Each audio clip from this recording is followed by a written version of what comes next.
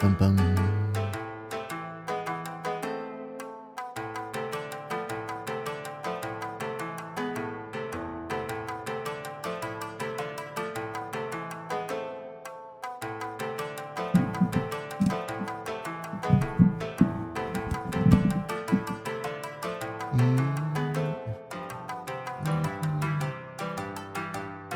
Get spoofy.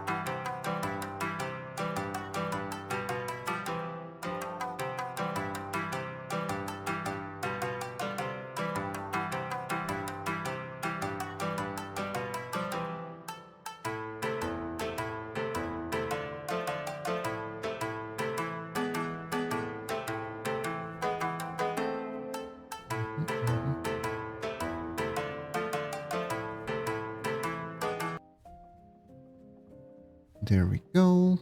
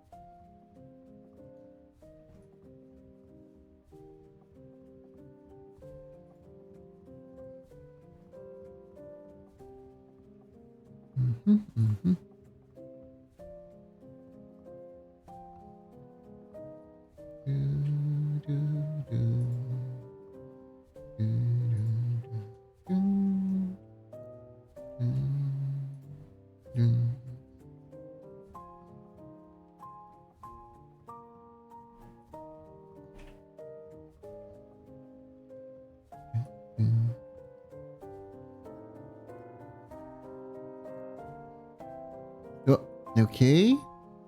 3, 2, 1, let's go! Hello everyone! How's everyone doing today? Today, we continue with more pixel art. Yes. Today we continue with the commission. We did one of the boys last time, and now we're moving on to the second boy. We're moving on to Silas. Very, I think he's the edgy one, you know, on account of, you know, the gray hair and the red eyes. I'm pretty sure he's the edgy one. I'm looking at this right, and I think... Hey, Asteron. Close enough, close enough. How are you doing, Momochi? I know how you're doing.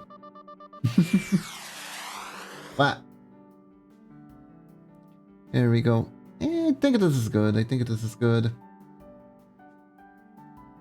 Technically, the boots are the same color as the clothes, though. But I don't know. It doesn't quite look as good if I paint it like this, you know? It looks just like... Well, looks about the same. I think I'm gonna leave it like this to add the difference. And now, the first thing we need to do is animate the idle pose. I don't need to do a different idle animation, I don't think. For the idle pose, I think you can do I'm doing the default one. So I am keeping the other boy behind as reference. What we did. Yeah. So let's get started, shall we? I need to get started with this. I am gonna go out of town for a bit tomorrow. So it would be nice to leave as much work done as possible. For that. Yeah, no. So chat, hope you all had a great day. I had a day. A very humble day. I took my little doggy to the vet. Because her nutritionist said that we should be careful. Watch out. Because she might get into an age where she could already start developing some diseases that are normal for her age, especially with her history of just having terrible stomach aches, you know? And if we are on it, then she won't have to suffer from these diseases. So we are readying up to make sure her diet is in order and everything is okay with her. But she's our precious baby. She's the precious baby of our house. She's our precious baby. We don't want nothing bad happening with our doggo. So yeah, we're keeping an eye out for that.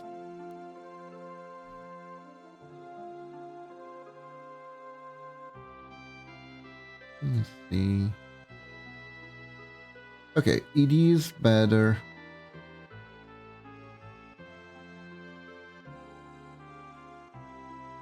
If it feels like it's more than doing a little bit more than just going out here. So we raise it up a little bit. Oops. Like so. Get in place. There we go. There we go.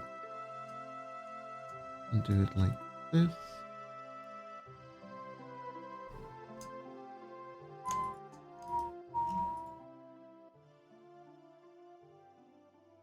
Yeah. Nice. Keeping that rebel tough guy pose. It looks nice. And then we go down a little bit. But yeah, now that you said it, Momochi, I cannot unsee it. There are quite a few resemblances to Asterion. However, I think Asterion is less buff. I do believe Asterion has a more delicate frame. Yeah.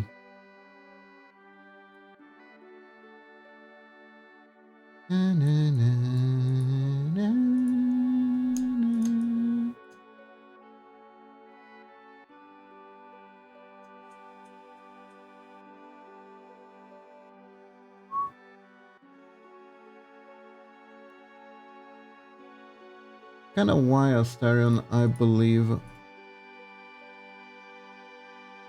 Asterion appeals a little bit more to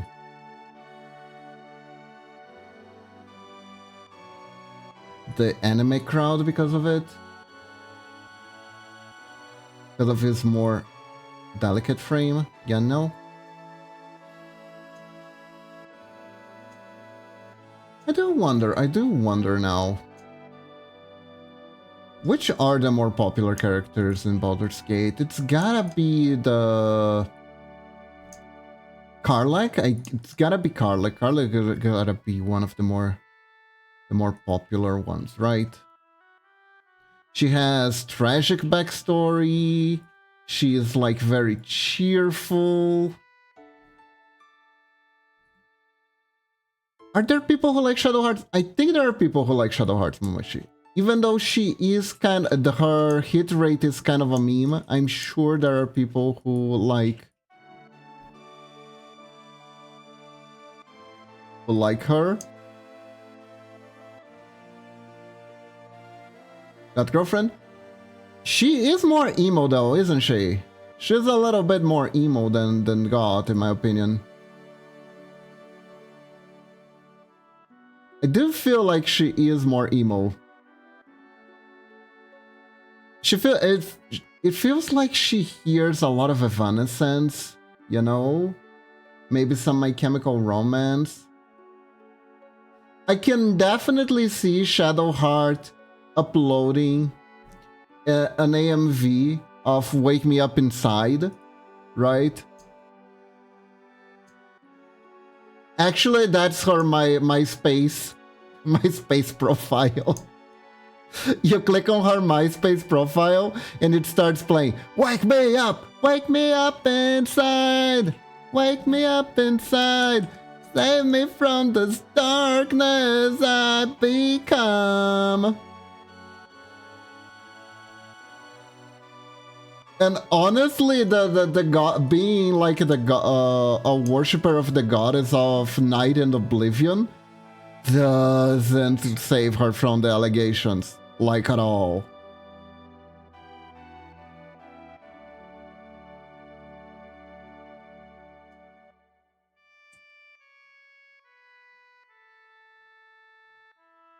Oh yeah, yeah. Oh yeah.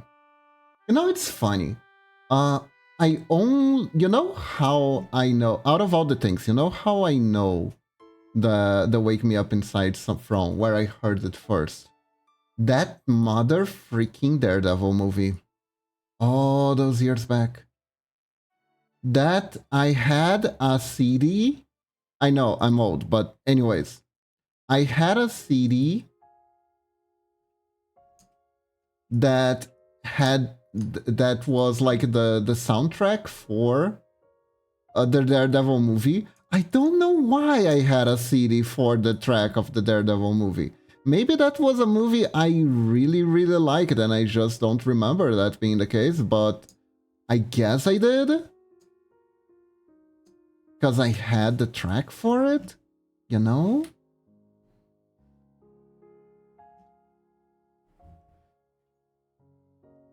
So anyways, I had the CD track for the Daredevil movie and it was one of the featured songs. I don't know where in the movie does the song appear. It does though. It does though. I think it has to do with Elektra's subplot of being named after nachos. Very tragic backstory. When she was born, she was named after nachos. Her name is Nachito. Her name is Nachitos. Like, if there's anyone out there, if your name is Nachito, I'd like to apologize, but like, as far as like, I know that this is a fictional name, I am like, where the hell did you get that? Were you hungry? Were you hungry? Let me know if this is a real name, because I just think Stan Lee really wanted some nachos badly, and he decided, fuck it, I'm naming my ninja nachos. I'm naming my sexy ninja lady nachos. Well, technically not Cheetos, but you know. You know what I mean. And I do find it odd that I don't think I ever seen anyone batting an eye on that. Is that like a real name? Are there people named Nachios? I am so curious now. Is that a thing? Are people named Nachios a thing? Are you guys out there? Are you alright? Are you safe?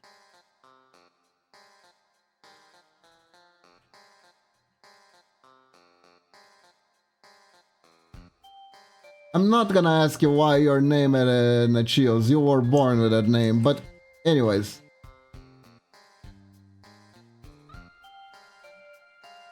It's just not a very common name. Maybe she wanted to open the Mexican chain restaurant to be Taco Bell because it gave her diarrhea once she approached. You know, from what I hear, a lot of people just accept having diarrhea at Taco Bell as a rite of passage.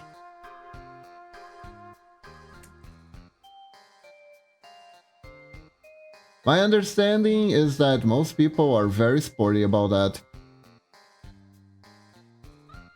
Which I find weird, but you know.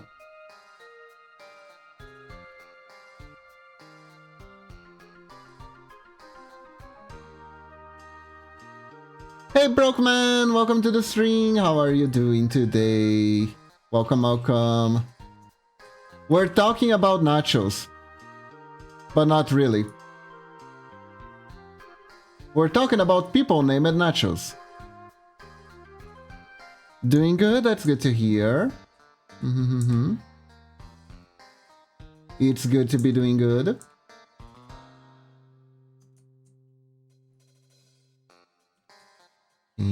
Here. Perfect. We are doing today a commission for string avatars, actually.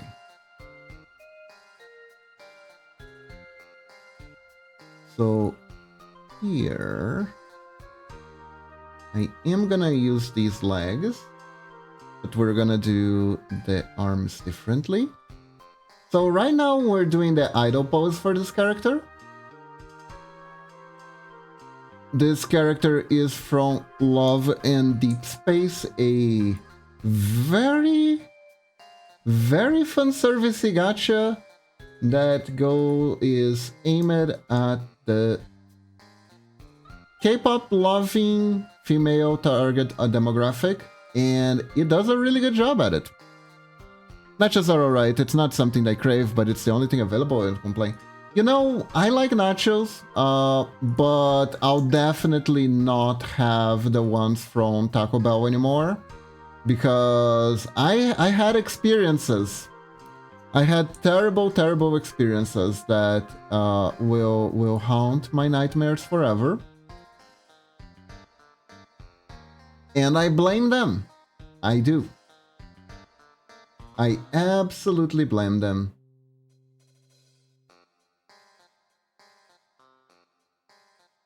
Maybe it was my hubris. Maybe I thought, ha ha ha ha, I'm eating at Taco Bell, and sure, I have to travel tomorrow, but it's going to be completely fine, and then it wasn't. Yeah. It was a mistake. It was a mistake.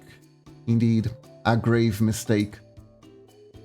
Very great, much mistake. Ow. Anyways.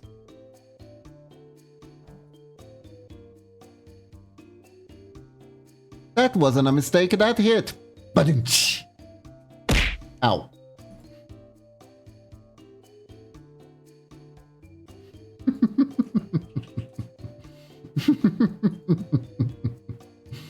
Anyways. There is a really nice place where in the city that I live that also sells Mexican food. Mixed with a few other things, like they have tacos, they have nachos, but they also have buffalo wings. It's a very nice restaurant, actually. It is a very nice restaurant, and I love it there. I actually been craving to come back there for a while now. Lacking the time, unfortunately. And a little bit of funds too, because there's some stuff that we need to save for at the moment. So I'm not really bringing it up to go there. too much. But yeah, things are fine. Things are fine. I am curious though. I'm curious about some new movies that have been coming out. I haven't been in the theaters forever. Last time I went to the theaters, I think it was to see that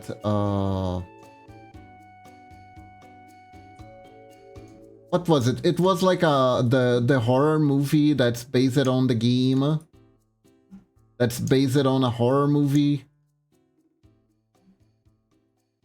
I don't remember the name. Oh yeah, Outlast. I went to see the last movie I went to see. Until Dawn. Sorry. Man, these survivor horrors really do focus on surviving, huh? Outlast, Until Dawn. I wonder when Stay Alive You Dimwit is going to come out.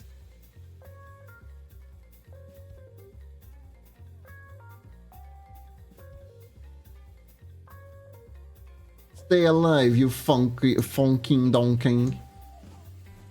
And it's Gordon Ramsay chasing you because you undercooked the chicken. Hey Red Eye, welcome to the stream. How are you doing? Welcome. Hope you're doing good today.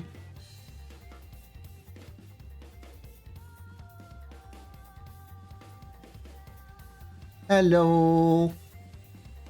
Okay, let me fix the light effect here. Here we go.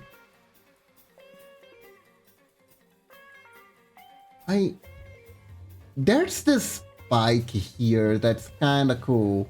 It would be nice if I could add it to the jacket, but the thing about that, let me try.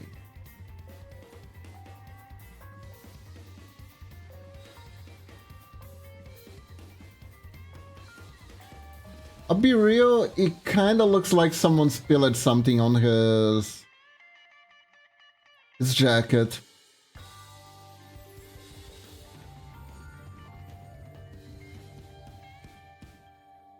Gotta talk to you about a thing in a solo when I have the money again. Oh, well, no rush. Currently, I got a big commission that I'm plenty busy. But whenever you wanna talk, Red, just reach me out and I'll get back to you. If I'm not out of the city, I will get on touch. Yes. No problemo. Okay. So how the fuck do I change the his hair is so neat. His hair is so neat and so tiny. I guess I could like make this. I could like spike up a little bit and then we could maybe do this.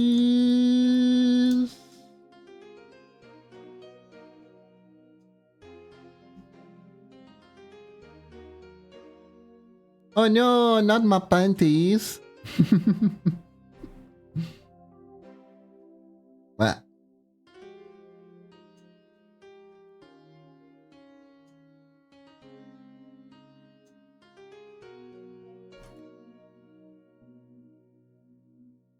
I'm not sure you can it different can be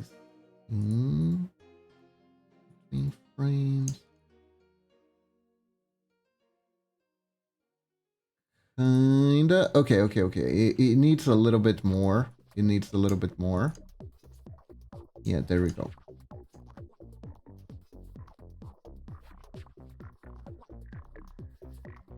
I suppose I could also do this.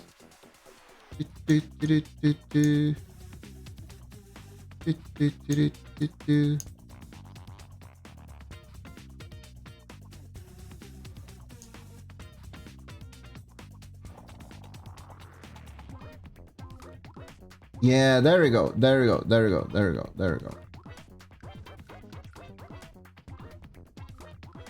Yeah, I think that's the change we need for the effect I'm looking for here.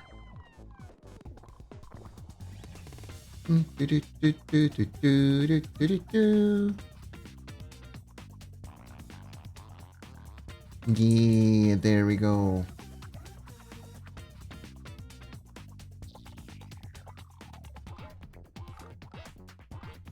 But yeah, Red, anytime you want to talk about stuff, you're more than welcome to reach out to me. That actually reminds me, I am chronically bad at starting conversations with people. And it's not even really a question of shyness. I just don't have practice with that. Like, weirdly enough, most of my social interactions in my old social circles always have started with other people wanting to talk to me. So I kind of suffered from linkism, where it's like I don't talk to anyone, I just kind of stand there and people start talking to me. I might be pressing the A button in my mind, I'm not entirely sure.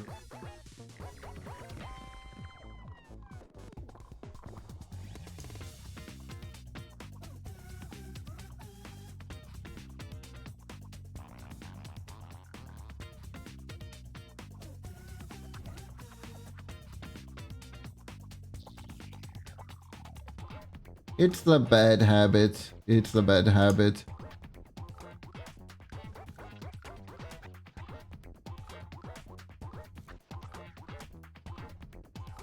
I need to check on people more often instead of just assuming that they're okay unless they talk to me.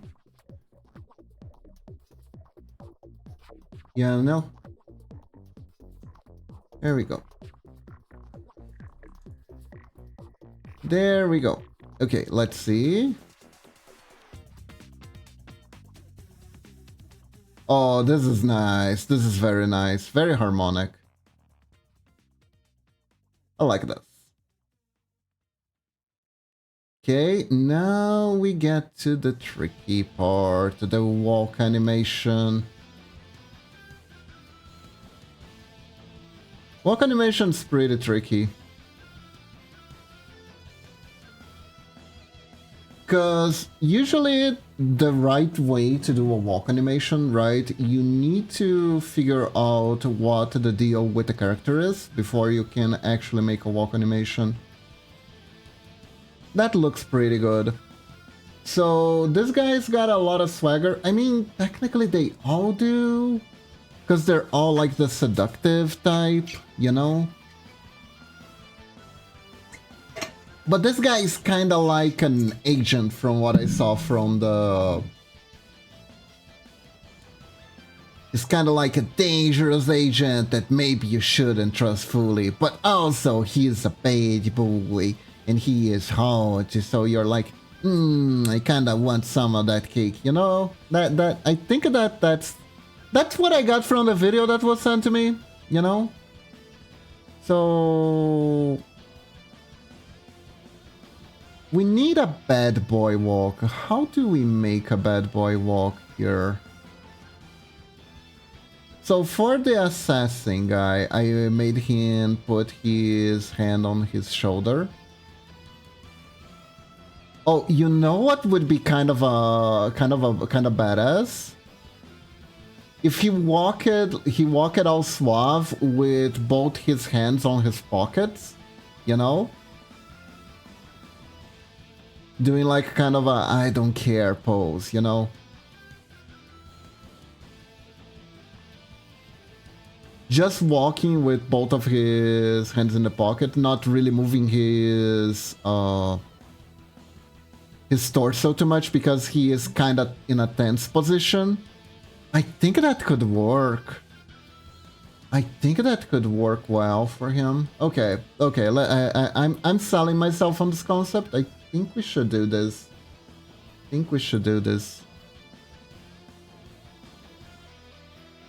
So first things first.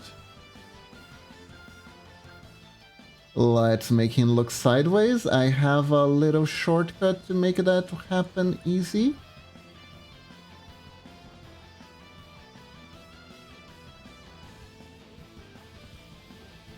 Just do it like this.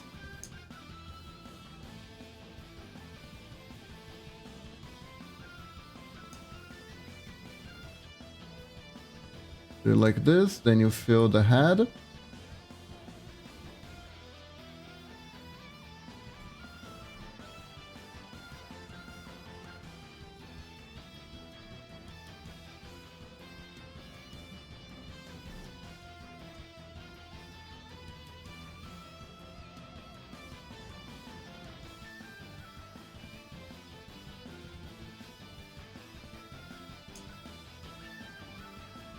And like this.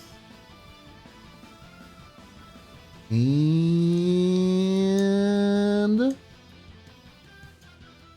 yeah, a little bit like this. There we go. There we go. Fill her up.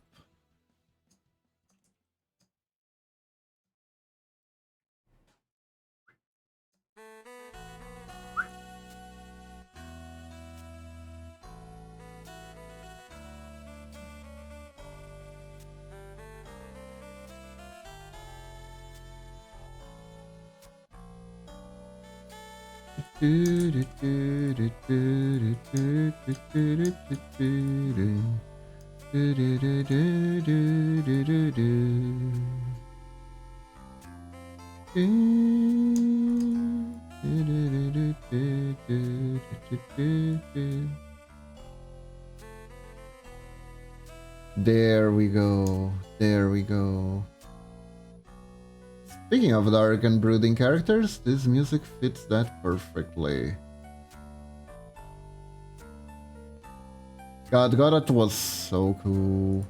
God, it was so cool.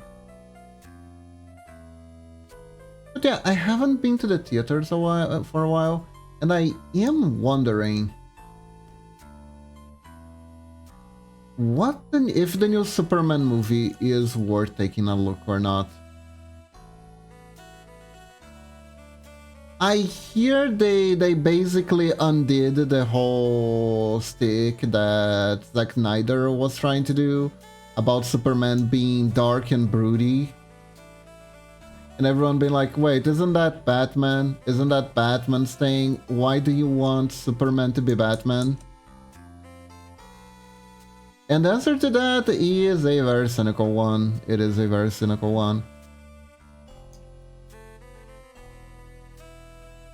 Because if it worked out, the guy could turn and say, hey, it was me.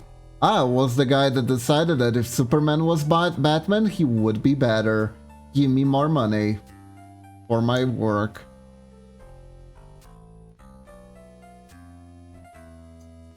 That is why every time you see an adaptation that does something you don't like in a movie, right? Whenever it's something like that happens, it happens literally because of that. It happens because for the writer, it is better for them to change stuff so they can get the credit for changing stuff. Because if you do a very faithful adaptation and it does well, it did well just because it was a faithful adaptation and you didn't really add anything to it. No one goes like, oh, this writer is good at writing faithful adaptations, so we should hire him for doing faithful adaptations. They don't actually do that. It doesn't help you go and do your own projects, right? So the idea is, the meta is to change someone else's project into becoming your own project. Oh yeah, okay, this looks really good.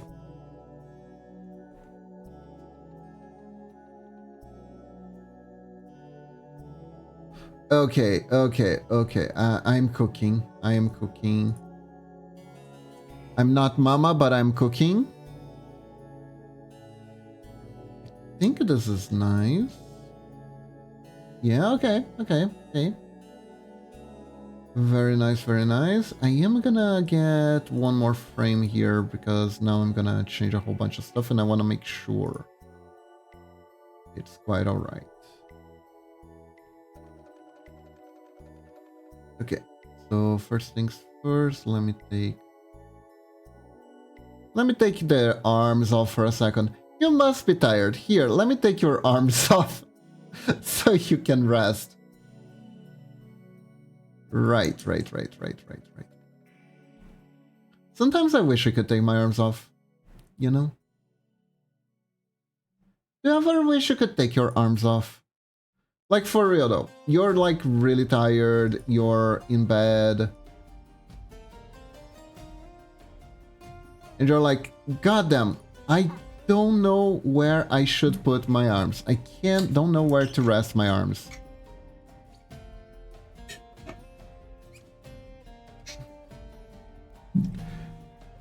And then it's like, if only I could take them off so I could roll around bed better. If only.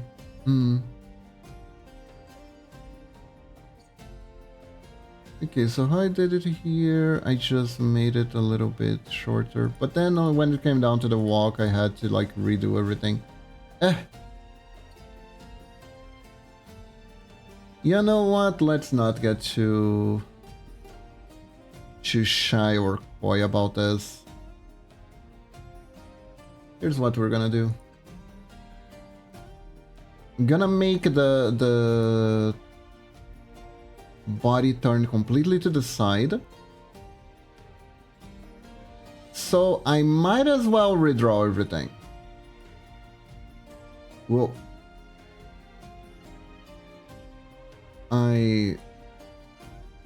Where was it? There we go. I might as well redraw everything. Gonna keep the body parts here for reference. And now let's begin.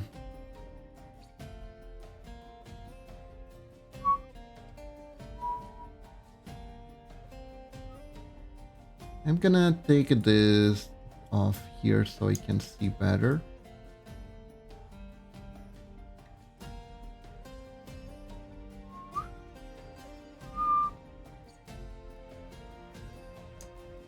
Here. Gonna do like this. And we did here. Wow, what a dumpy. Nah, man, dumpy isn't that thick though. Usually. It can be. It's kind of nice when it is, but this dude is more armor built, I think. It's kind of funny. Whenever I look at men's bodies, right, they always make me think of armor. The layout of the muscles, the way they're laid out, the muscles are all done. It always feels like layers and layers of armor. It's very interesting to me.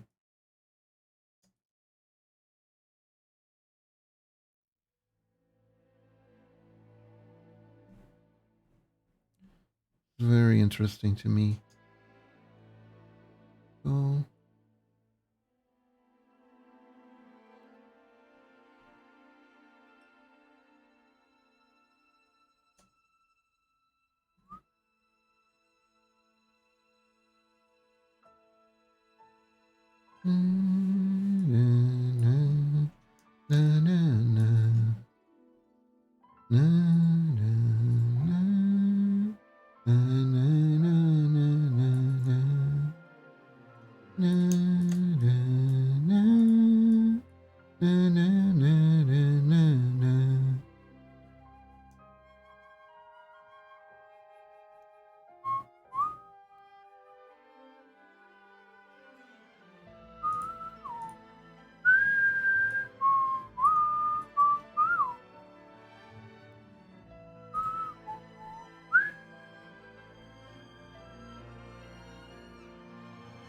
Na, na, na, na, na, na, na, na, na. Na, na, na, na, na, na, na.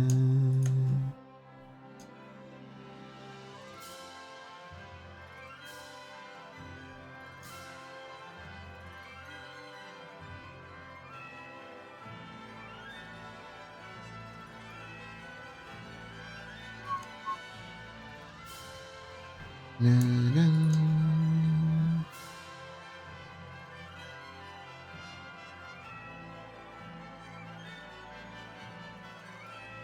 Oh.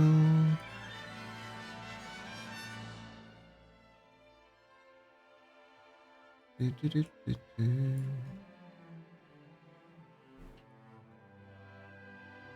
I also heard there were some interesting changes to the Fantastic Four movie. Like, I don't even think it's the first time the Fantastic Four fought Galactus on the cinema. Although I did think Galactus was a big old fart cloud in the first time around, which was a choice that they made. Absolutely.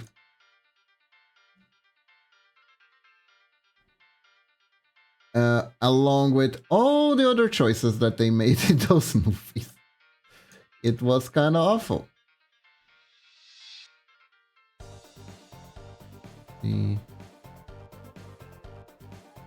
But yeah, apparently in this one, Galactus is actually Galactus, which is nice. Very good. Nice from them to actually make the dude with weird. Finally, I think the world is finally ready for the dude with bucket head to appear. And probably have a popcorn holder made exactly like his helmet. Which is very respectful for the character, really.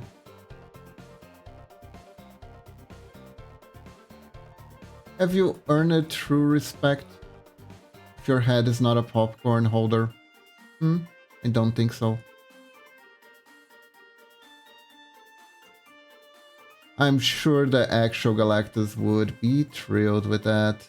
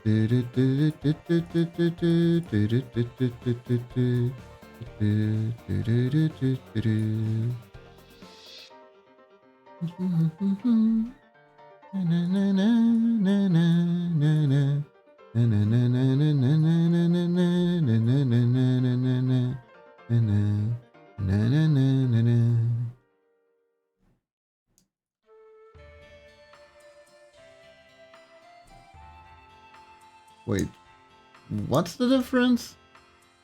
Right. This is the difference.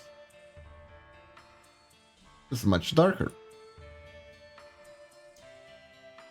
There we go, there we go.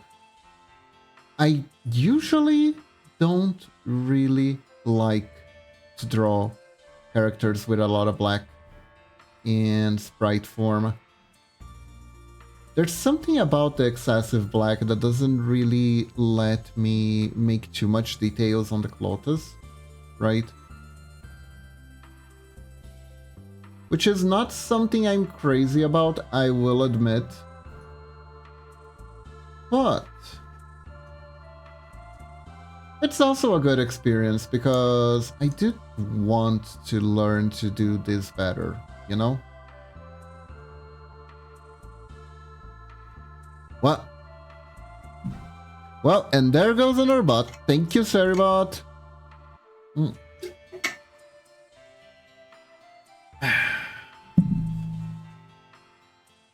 Good bot. Thank you, Mamachi. I almost wish Seribot could have had like a voice recognition thing, just so he could hear whenever I tell him he's a good bot without me having to type it because I'm lazy.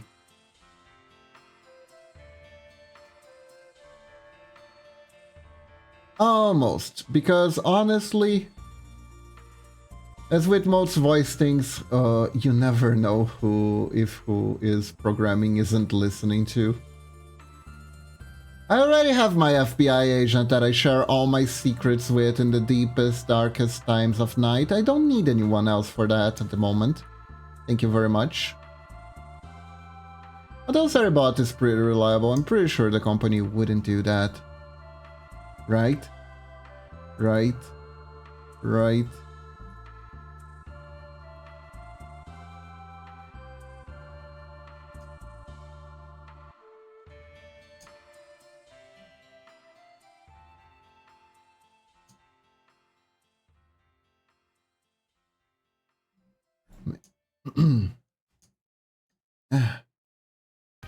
I saw a video of someone saying something that is unfortunately true. Corporations are not your friends. At the end of the day, it is important to remember to get more invested in the people making the things you like, rather than being invested in too much in the brand or the corporation. And yeah, I think that's true. I do think that's true. It sucks.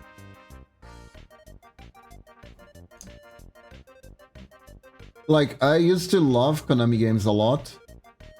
And they had like my favorite IPs like Suikoden and Yu-Gi-Oh, stuff like that. But at the end of the day, they make money and they're there to make money, and if they realize that making pachinko machines out of Silent Hill makes more money than actually making a good game, they will. They will, and they did. A lot. They're making a new game though. They're making a new Silent Hill game, and I am excited for it. Because maybe we will get a really good game out of this. And I can't wait. Not entirely sure how I'll play it. What with me not having either a PlayStation 5 or a Switch 2. And every time a new like late last gen AAA game comes out, I look at my PC and I'm like, I hope you can still hold on. I hope you're still considered a good gaming PC by the end of this PC-chan.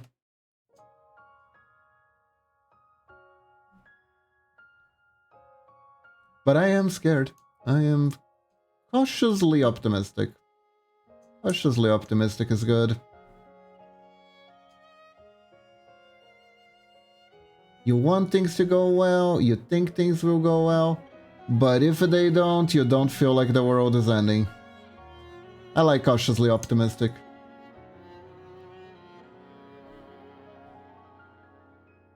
You don't get the high of getting hyper excited for things, but you also don't get the low when shit doesn't work out for you. So it's nice, it's comfy. A comfy place to be in.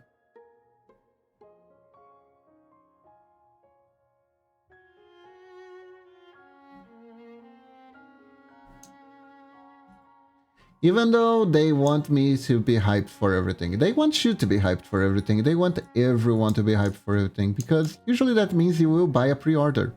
And if you buy a pre-order, they get money without having to actually deliver the product first. That can come later. You can have more time. They have more money to make sure everything is gonna be okay. It's like relieve some anxiety on their end too, on the end of the developer. It's weird. It's weird. It's a weird cycle. It's a weird cycle we have with our companies.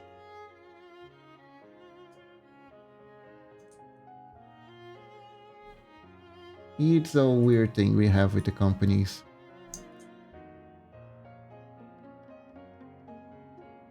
I mean, I don't, because I don't get too overhyped for stuff. Last time I got, like, really hyped for something, it was for Ayuden, and that unfortunately didn't turn out too well. Boy, boy, boy, boy, boy, boy, oh boy. The optimization on the Switch was dreadful. Kinda make me... I wonder if the Steam version is that bad. Probably not. Unless it like memory leaks like crazy, it should be okay.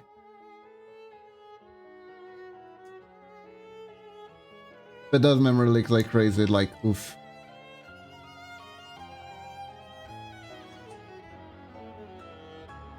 Maybe I don't wanna know. Maybe I don't wanna know. If I know if it's good, and I'm like, ah crap, I got the crappy version. God damn it. And then if it's like bad, I'm like, oh crap, none of the versions are good for this game that I wanted to be good. That's sad. Yeah, no. So maybe I don't wanna know. I'm okay not knowing.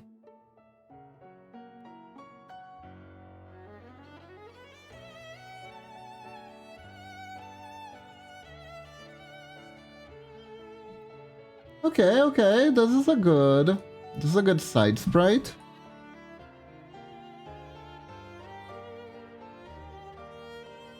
Now, how do we fit our arm though?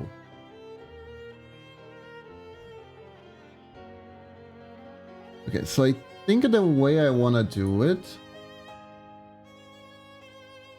if I went like this, this looks like he is either like being like I'm Superman and taking a shot on his chest, or he is kind of like hold me Jack, about to say hold me Jack and be on the perch of the Titanic. Either way, that's not what you're going for here, but that's fine. Go here.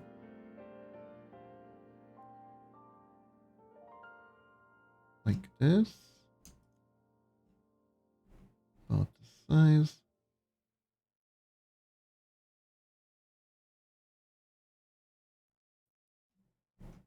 I don't know what it is with private investigators, detectives, and the like, and put their hands in the pocket. But it just fits, you know? Maybe they're trying to threaten that they have a gun on their pockets all the time. Maybe being on stakeouts for too long just makes their hands really cold. I think it's that one is probably like the real reason. Maybe they have a bad case of scratching balls. Maybe you don't know. Maybe they have holes in their pockets which they use to scratch their balls. That is a possibility. That is a possibility. Maybe I should ask Skyheart if Silas would scratch his balls from like a hidden compartment. Though I do think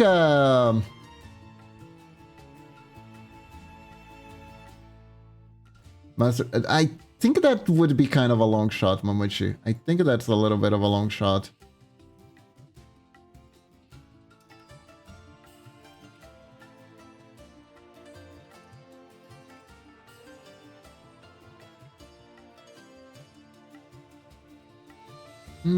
I think as far as arm length goes,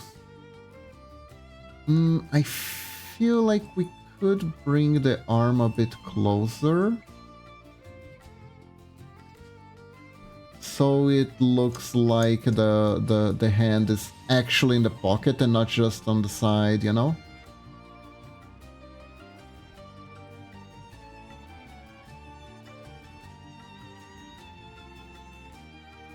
And like this.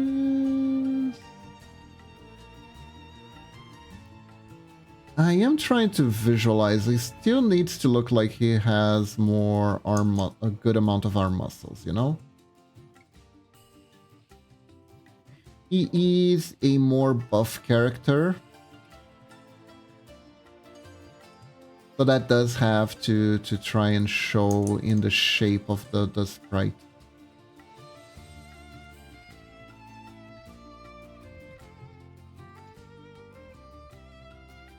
I do have to be careful. Okay. I think we got this. This is the angle. This is the angle. This is the angle. This is the angle? Yeah, I think this is the angle. There we go. Maybe could like lower the elbows a bit.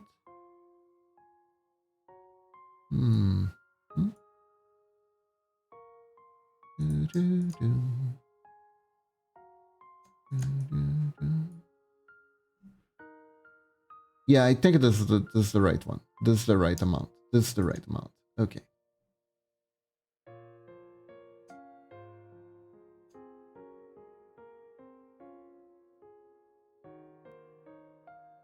There we go. There we go. But yeah, I do wonder. I am curious to watch the Fantastic Four movie at the same time. It is a superhero movie.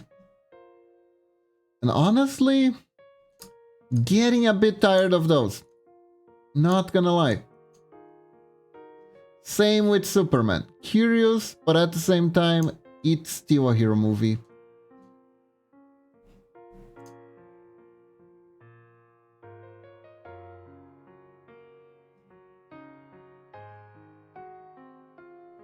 And hero movies have, yeah, like I think the last one that I saw that I enjoyed was Deadpool, but that was pretty much making fun of hero movies, so I don't know. I don't know. Like I was such a prime audience for superhero movies, right? Because I didn't actually read comic books, but I knew a decent amount about them because I am pretty much a comic book store kid. Because I played a lot of card games. Shocking, I know. If you've never been to the channel, only if you've never been to the channel before, this is a shock of any kind. I played a lot of card games, and I went, in order to play those card games, I went to a comic book shop that doubled as a card game store. Because dedicated card game stores weren't really a thing. So it was half bookstore, that was, and by bookstore, I mean pretty much comic book store, right? There really isn't. I am doing something wrong here. There we go. The sleeves need to be lower if I am to believe that the hands are inside the pocket, you know? So it should be around here. And then I can put the other around here. There we go. Perfect. So, because of that, even though I didn't read comic books, I would hear people commenting on comic books. They would be commenting on issues. they would be talking about stuff that happened in the... So I kind of joined the conversation, at least more or less on the side, right? And I would have an idea of what was going on in comic books. The world, the wonderful, wonderful world of comic books.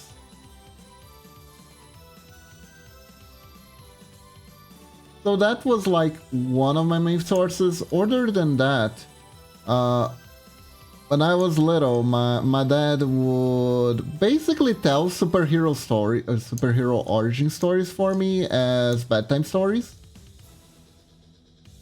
So I just knew the superheroes. I knew the superheroes.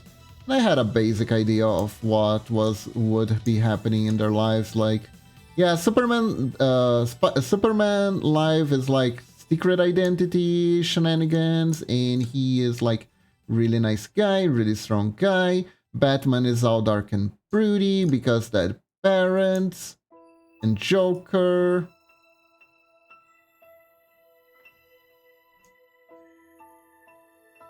And one story that really caught me was the Silver Surfer story. Because Silver Surfer was basically someone who tried to trick a god in order to save his planet, save his people. And he was trying to potentially save a whole lot of other planets. Because he wished to lead Galactus away from populated planets.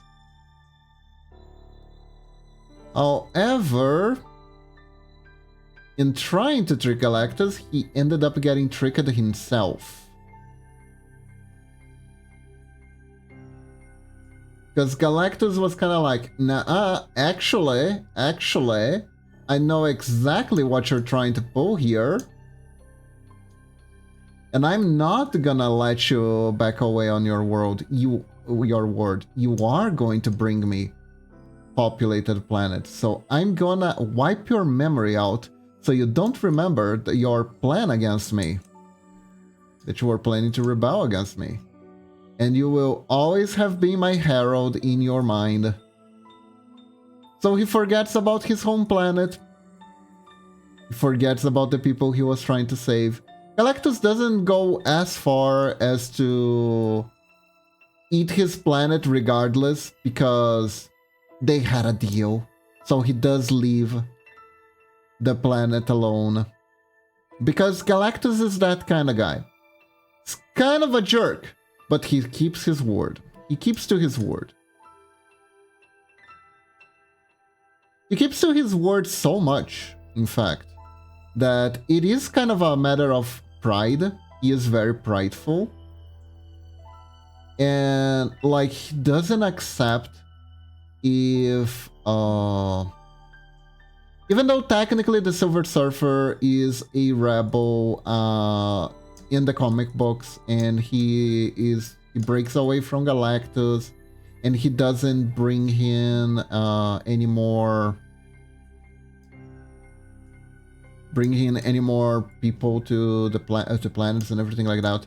If for whatever reason the Silver Surfer loses his power, and it wasn't by Galactus' will, Galactus will restore his powers, and I think he will even revive him if he dies. Because whether the Silver Surfer is rebellious against Galactus or not, the truth of the matter is that Galactus was the one who created him. And only Galactus undoes what Galactus did. No one else. It's kind of one of those situations, no one else can kill you but me. Kinda, you know? A little bit of a Deus Ex Machina there, but for like a character that is so godlike, so godly, it makes sense. It makes sense. I think it's pretty cool. I think it's pretty cool.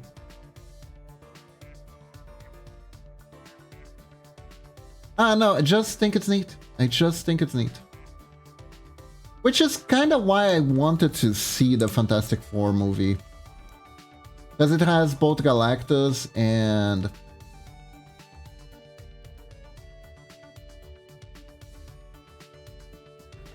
Silver Surfer in it, and apparently Silver Surfer is a girl in this one. Man, Momochi had such a funny reaction to that.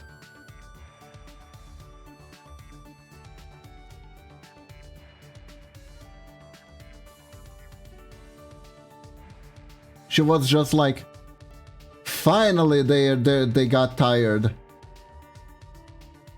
of having a naked man there. Finally a shiny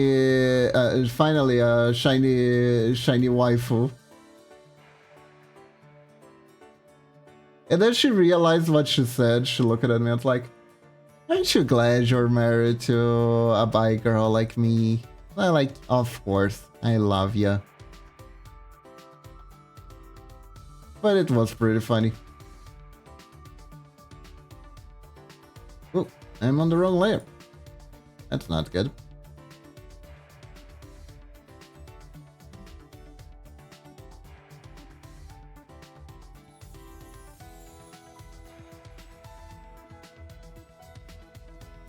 Wait, maybe I can start here actually. Can I start here? So let's see. The way that it works is have contact.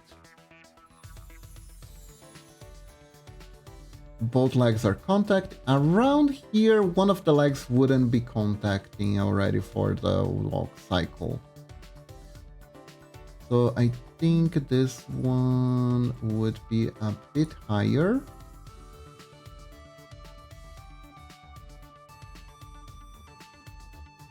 Like maybe one step or two higher.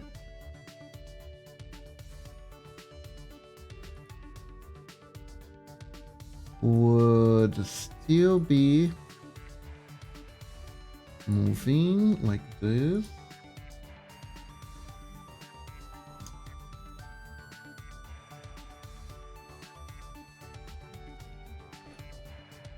Well, the idea was that it was supposed to be... Hold up.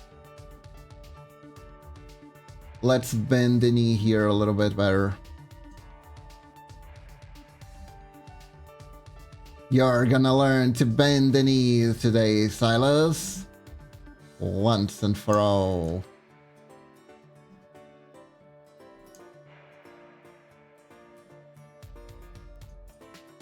Okay, so there we go.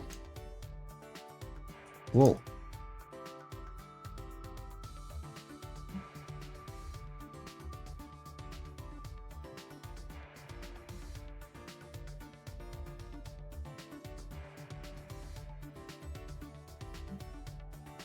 Yeah, maybe like this, maybe like this, maybe like this.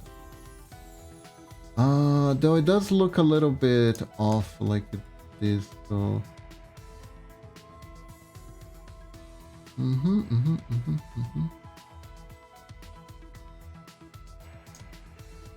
Interesting.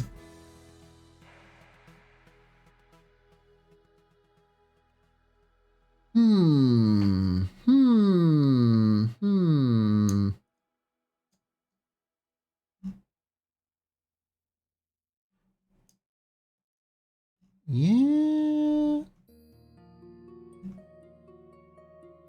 Yeah, I think it is fine. I think it is fine.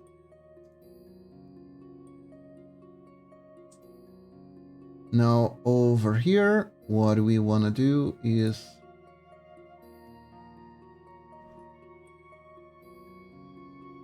put the leg a little bit more.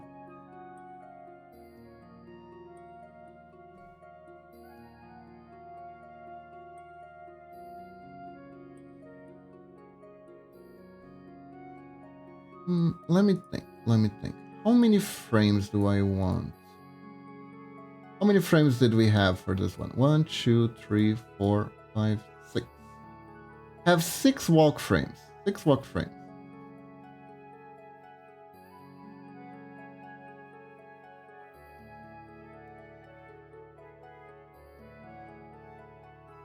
So here,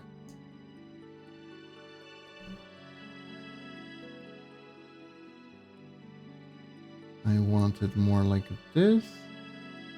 Let me check something. Oh yeah, I knew it. I forgot to post that I was streaming. Okay, there we go. There we go. I knew I was forgetting something.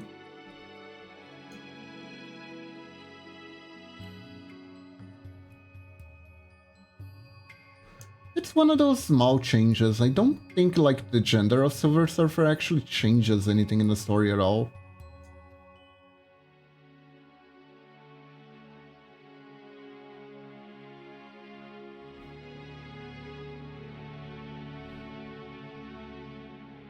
It's one of those things that like there are plenty of heroes that are surprisingly gender neutral in their quality, right?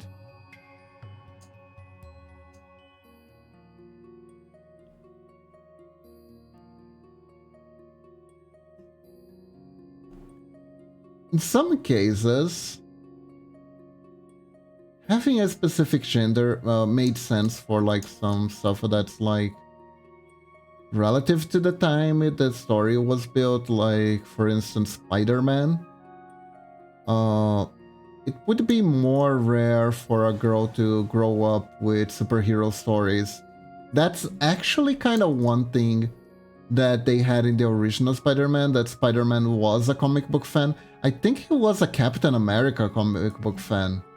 Which is interesting that there is a comic book of Captain America and Captain America is technically an actual superhero. But it... I think I just gave myself a knot on the head, but anyways.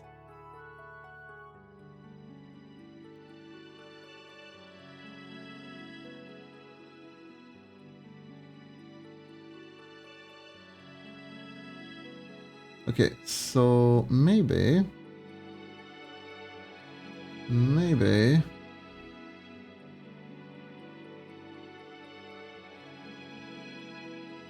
we take those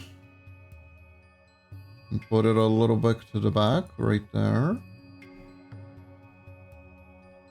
And of course I change this to move a little bit, because it's accompanying the movement. There we go.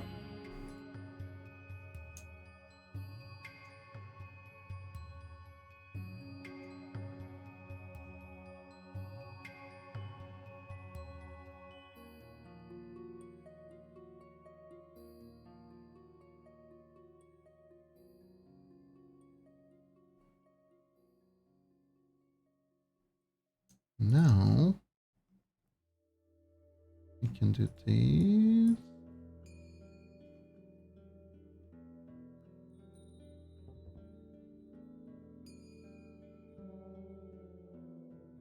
There we go.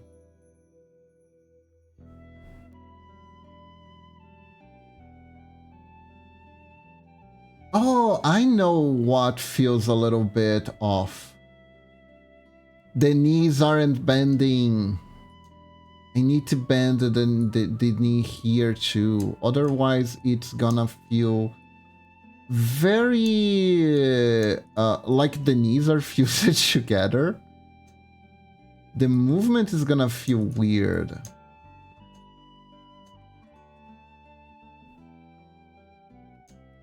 Because of that.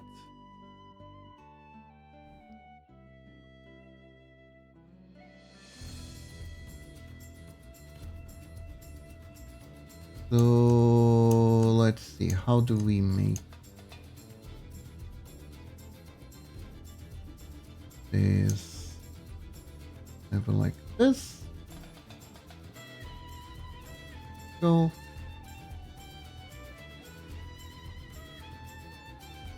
And like this.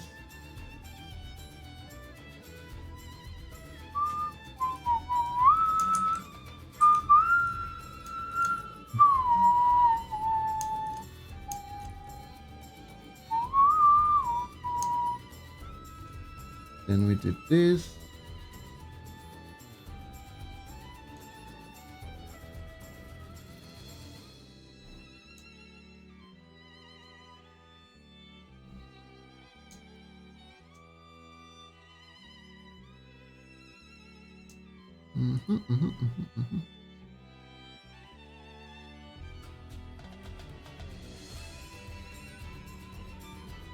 The boots are right below the knees that are flexing.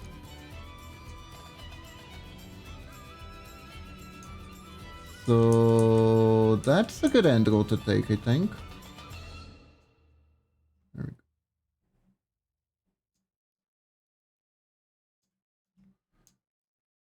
go. Or here.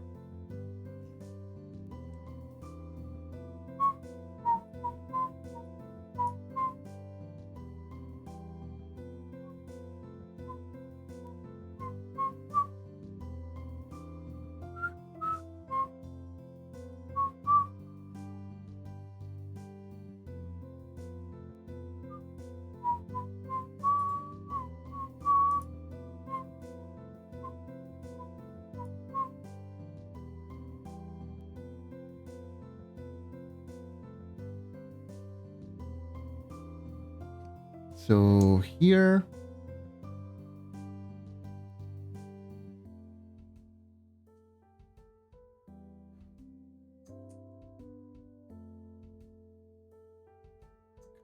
Here.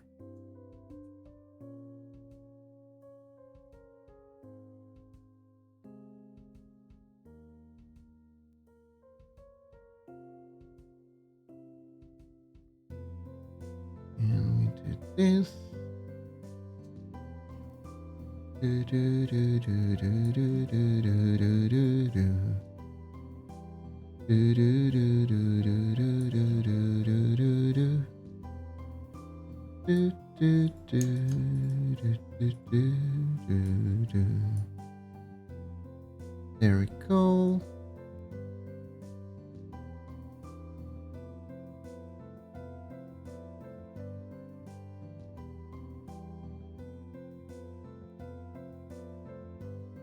Mm-hmm.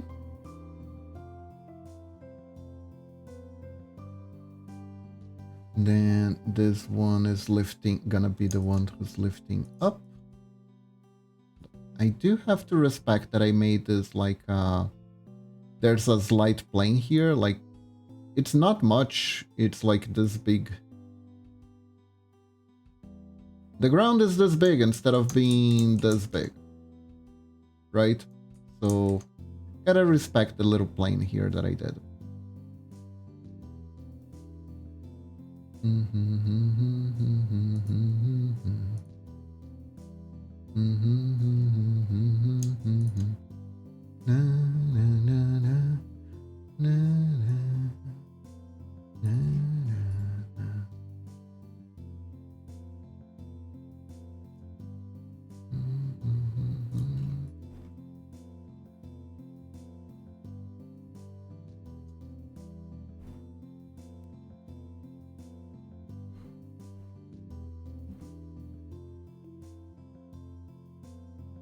And like this.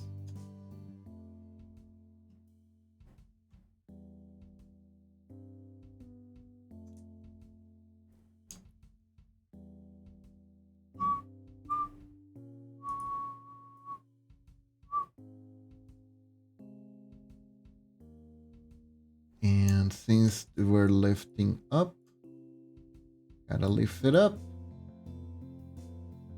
There we go.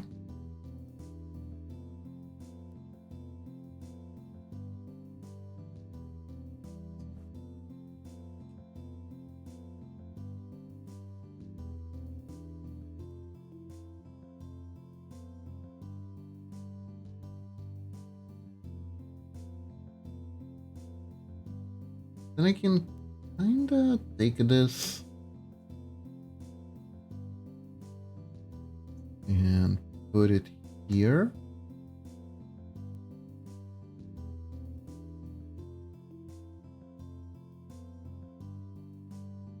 But I do this. Okay.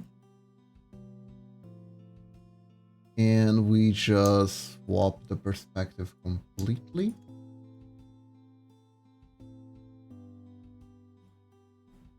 By doing this.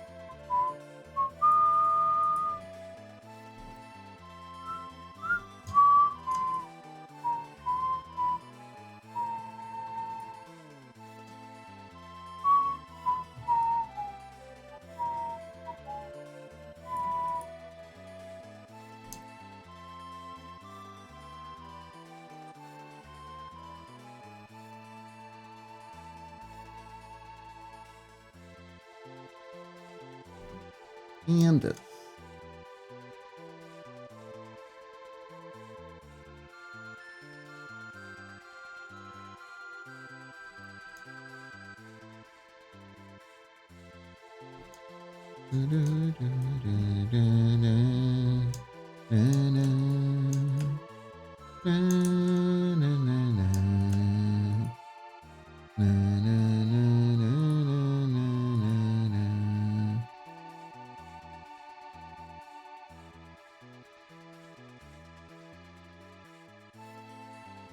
And then I can even do this.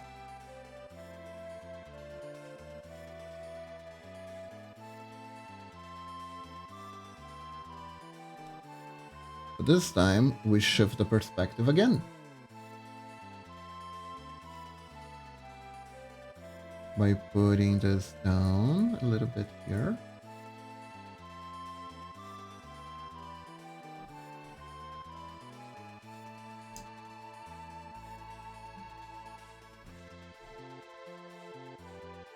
And swapping around the highlighted leg again. Like this.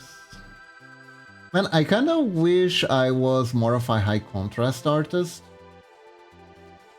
Because it would make making some of these pixel arts a lot easier if I could just like draw half and then just draw a shadow in the back. I'm only doing with this one because of the... I feel like the boots being high contrast is good, but...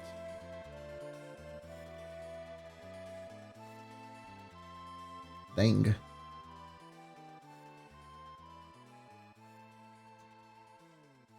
Not gonna lie, this is easier. It doesn't look half bad either. It doesn't look half bad. I think it's like the best when you can like find something that works stylistically and is easier on you. That's like a holy trinity of stuff. Anyways.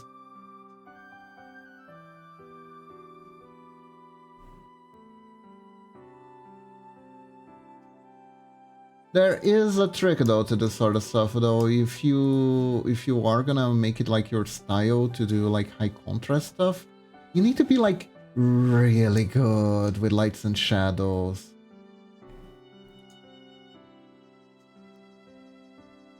Because it's very easy for it to bite you back when you make a shadow that like makes no sense.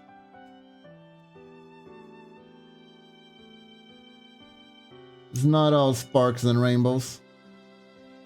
Not at all.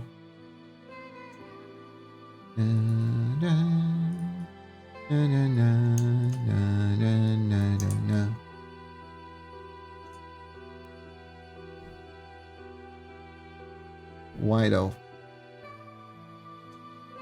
There we go.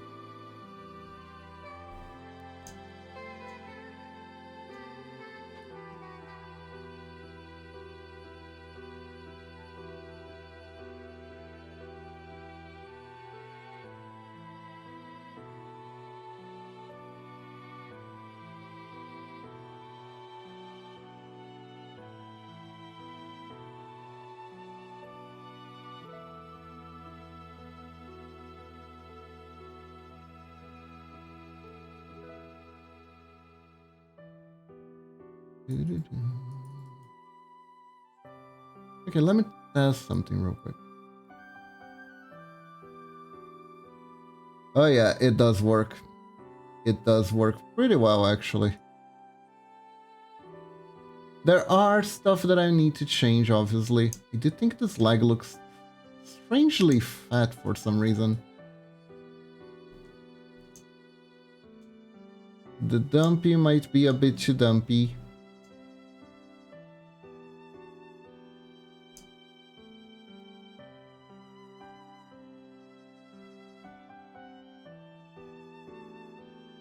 Do I really have to fix that? Yes, yes I do. Character's gotta look like the character after all. Here we go.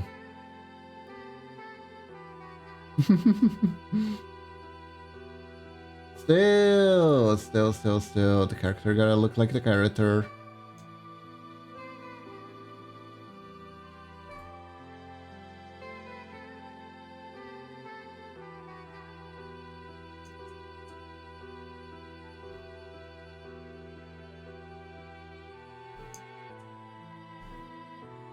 If the character doesn't look like the character, then it's kind of like... Hold up. 1, 2, 3, 4, 5. 1, 2, 3, 4, 5. Okay.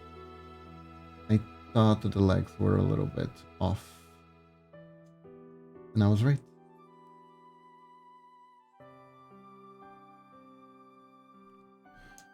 Okay. So here...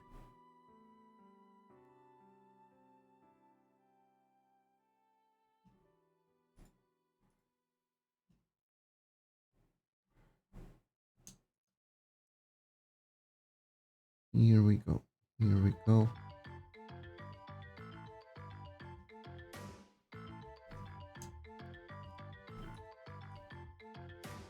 There we are.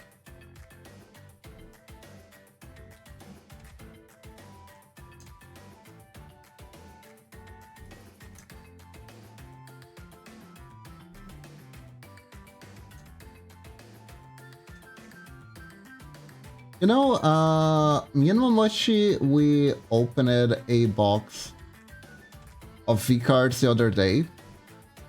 And I came to the conclusion that I probably don't know as many VTubers as I thought I did.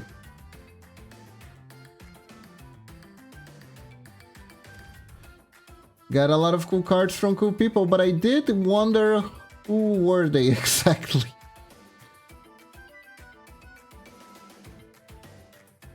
Realized I didn't know as many of them as I thought I did.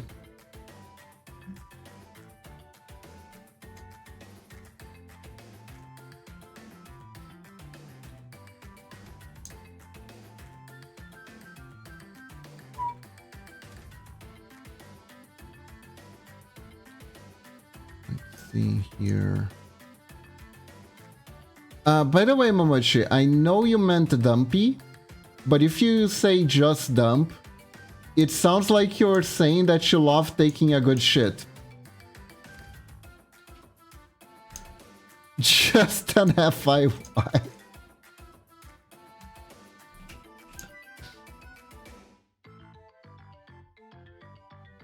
Yeah, I know, it's really nice in the morning. It's really nice in the morning to not feel constipated. I understand that, but...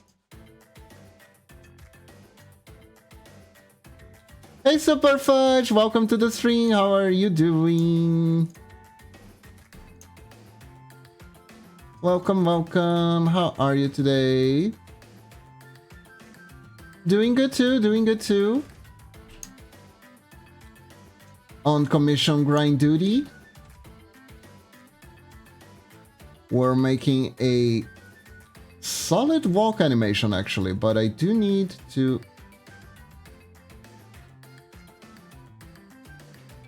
change this. Do I change the shoulder position? That's what I'm wondering. Do I want to? I kind of wanted him to like not move too much, but I think it would he would move his shoulders a little bit regardless, right?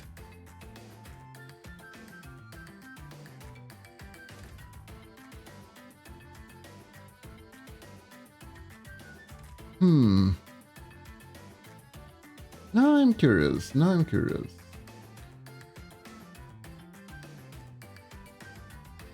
Maybe. No, I think he would move his shoulders.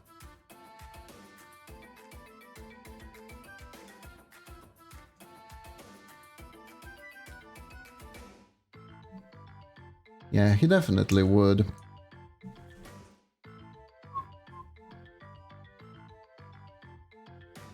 Well, this doesn't look freaky at all.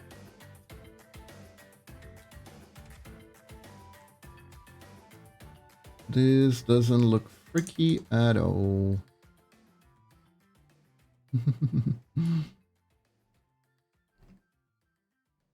But yeah, I am curious to see Silver Surfer, female Silver Surfer.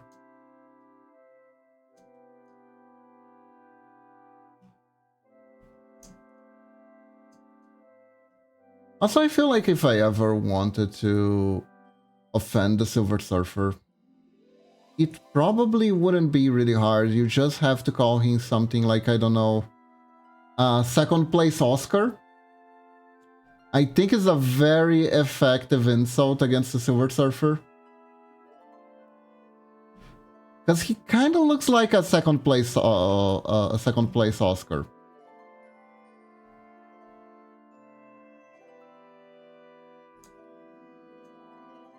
If the Oscars had a second place statuette, it would be Silver Surfer.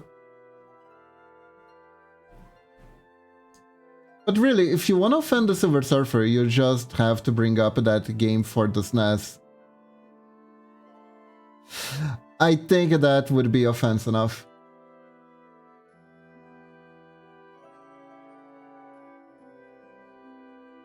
Ah, that's so cute. What is this? Pop, pop, pop, pop, pop, pop. Pop, pop, pop, pop, pop, pop, pop, pop, pop, pop, pop, pop, pop, pop, pop, pop, pop.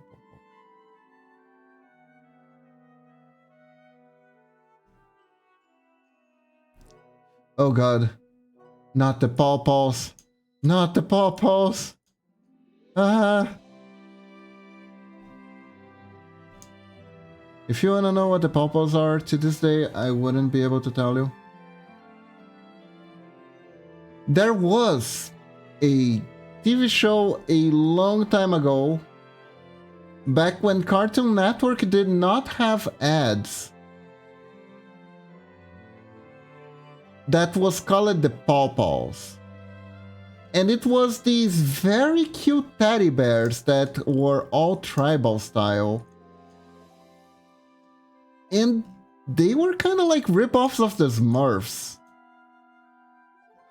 I remember they looked very odd. And I remember not liking them one bit. It was like, oh... I was like, oh, what is on? Oh, it's the Pawpaws. Not the Pawpaws. You know, it was... Sadly, that was the vibe.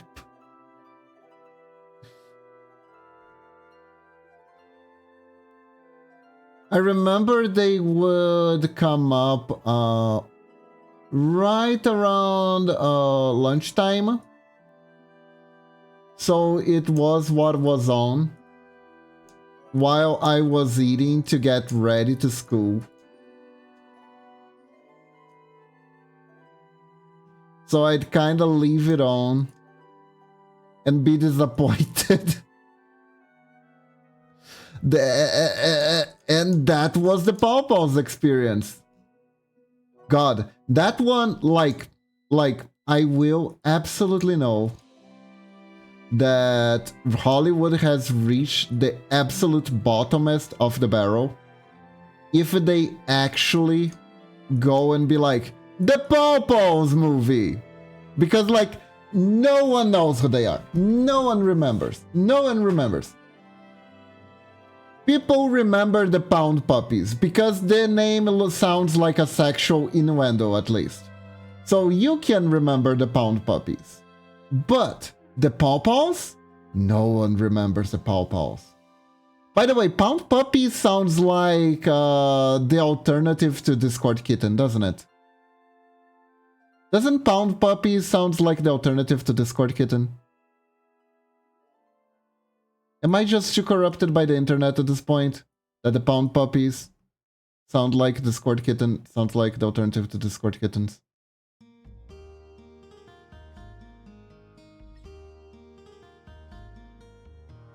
I was so aghast when I discovered what a Discord Kitten was. I was so shocked it wasn't like sharing your cat photos with people over over Discord. To this day, I still have no clue how that works exactly.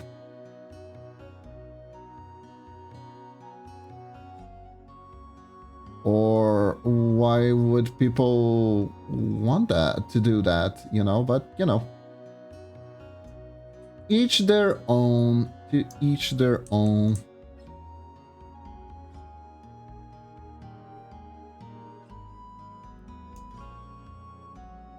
If all parties are consenting, sure.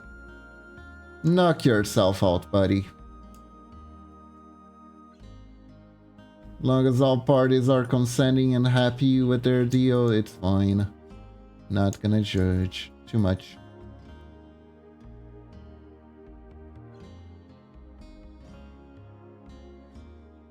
Yeah, the Pound Puppies was a weird show.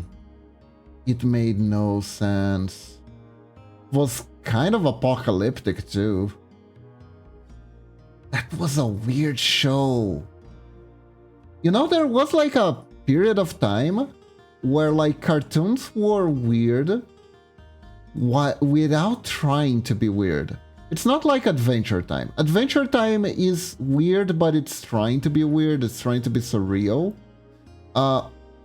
Sometimes cartoons, olden day cartoons, were just weird. They just had a concept that like people didn't really bother to check too much. It's like, hey, it's for kids, so we can kinda just do whatever, and the kids are gonna get entertained for a while on TV.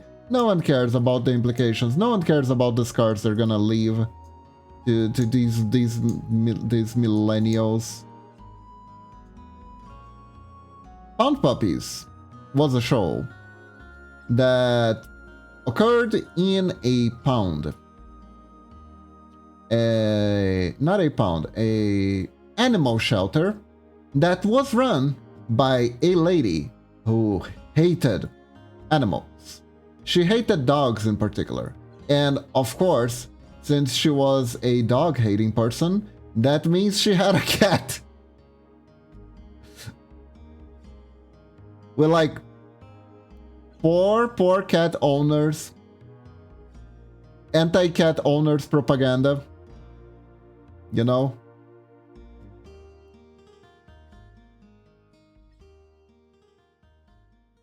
But like, it was so weird. Lady, if you hate dogs, why do you have a dog shelter? And the answer was, because she wanted to be abusive toward the dog. So she had like, I don't know, she like got her jollies out of watching the dogs trying to escape and then locking them up again and be like, ha, you mangy dogs only deserve to be locked up. But she had like a niece, right? And the niece liked dogs. So the niece would help the Pound Puppies to get adopted. And the niece would hide away a happy, fun place for the doggos that was far away from the eyes of the evil Karen jailer? I don't remember her name. She had a certain type of hairstyle, by the way. Let's just say she had a certain type of hairstyle.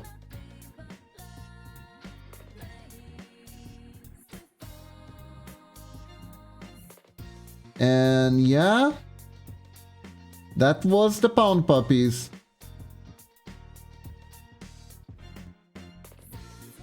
I know they sounded like a sexual innuendo, but they weren't, I swear.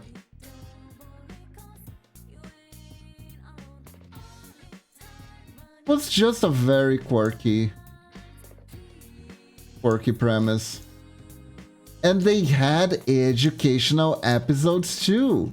And to this day, there is one educational episode that I remember because it was kind of nightmare-inducing. Basically, it was an episode talking about why dogs shouldn't eat sweets. Technically, it also was trying to teach children that eating too much sweets is bad for you. But through the dogs, basically. But like, they did it in a very extreme way too, which is always funny for the time. They always like try to get these messages across, and they have good intentions usually, but like it comes off a little bit extreme.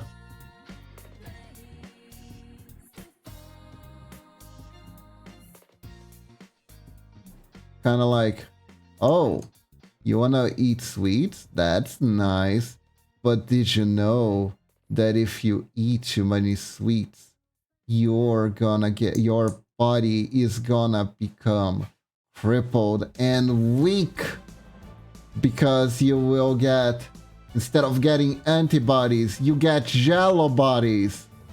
Like, it didn't make any sense. It didn't make any sense.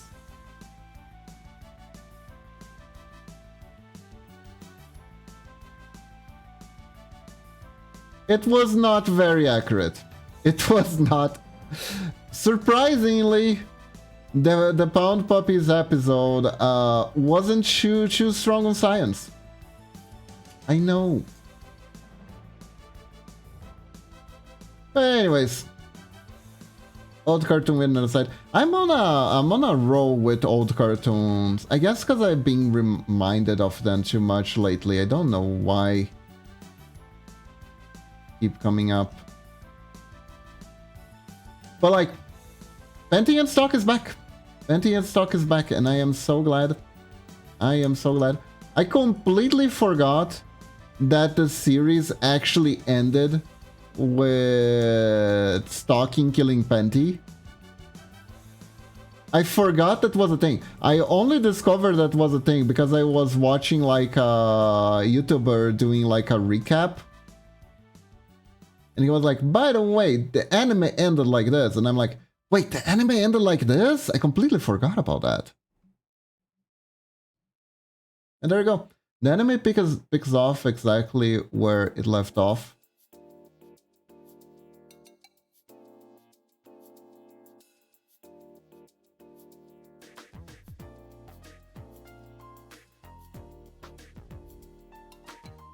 And it does like a very good job of keeping the vibe essentially the same.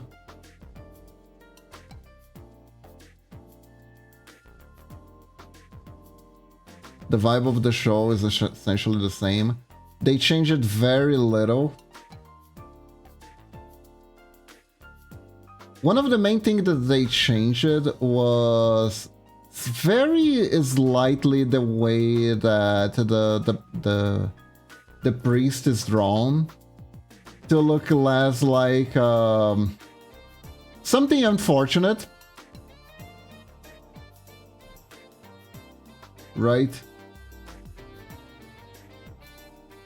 And I think they toned it down the... At least I haven't seen any joke yet about his sexuality. Hey Skyheart, welcome to the stream. How are you doing? I'm doing the walk cycle.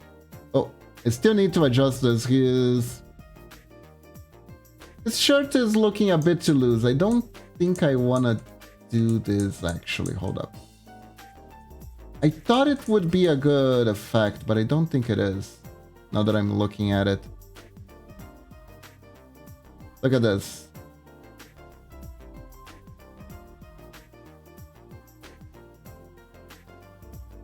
I'm now adjusting how the shadows of the pixels work and stuff like that.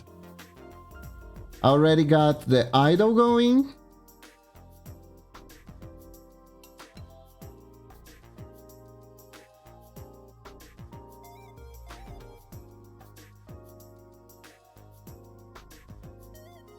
And I'm doing the walkies.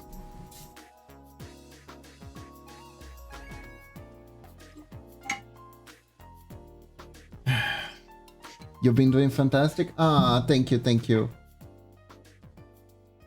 Just an FYI, I am gonna have to leave town tomorrow. So I'm not gonna be able to work again on the commission until Monday. So if you don't hear from me, this is why, but worry not. We will get everything done.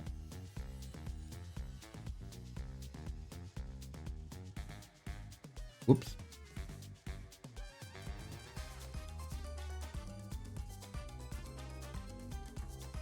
But I figure it's better. I can't wait to have them as little avatars on the screen. I am glad. I am glad. I am glad.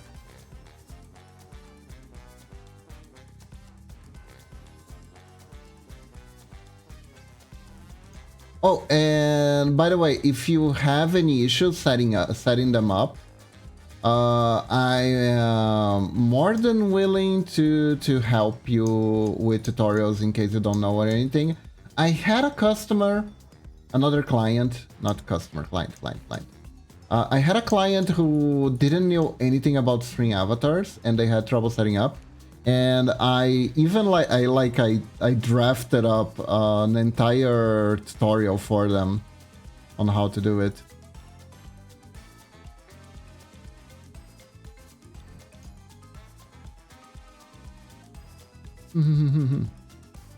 Because there are a few things. String avatars feels very automatic, but it has like a little bit of a tricky thing here or there. Like for instance, the box is 64 by 64, but you can actually set up but usually there's like a little extra for some animations or something like that. But you can actually set up the impact, like the impact lines. See here. So they'll actually walk. Like for instance, mine, they are all walking properly on the ground, right? As you can see. But if you don't set that up properly, they will actually float a little bit above the ground. So that is kind of a tricky thing that you have to watch out for.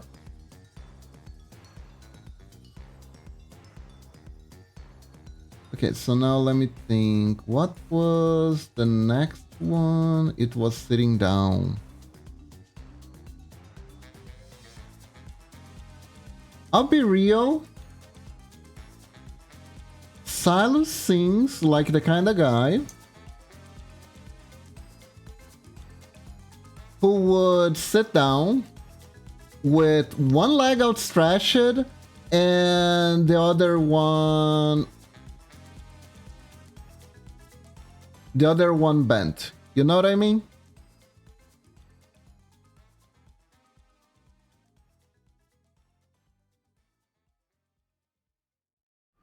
Now let me take the arm off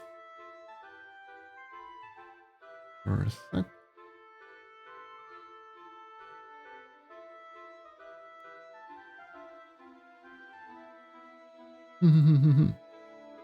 Good, good, good.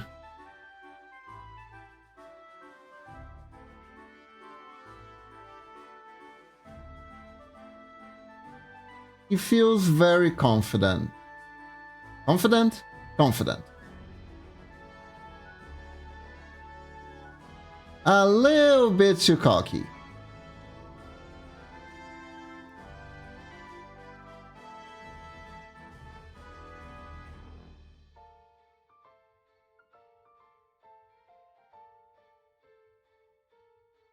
I just watch kindred videos on YouTube, and dude, if you ever need refs, they can also look up glint pulses. Oh, he is cocky.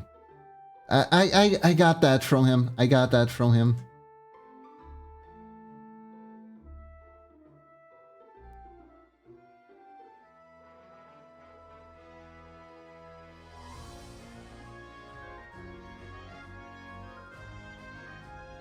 I think I saw the dragon scenario.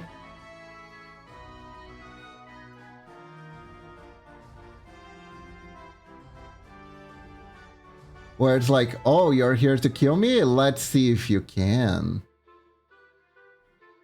But his cocky is warranted. Ah, yeah. Honestly, if he was cocky, if he is cocky and kind of a loser, that probably wouldn't work very well for the purposes of the game, right?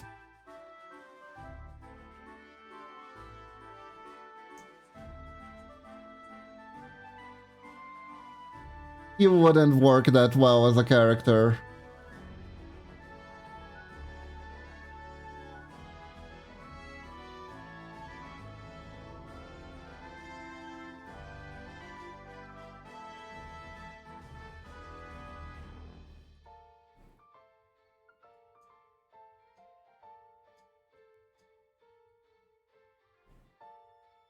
What is amazing about the game Love in Dead Space is how much detail they give the characters, and even photo mods and much more complex characters persona, like they're really deep. That is nice, that is nice.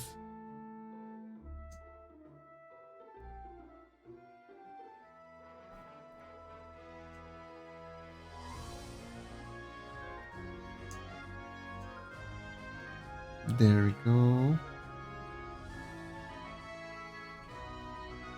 Now, do I wanna band more, and I need to...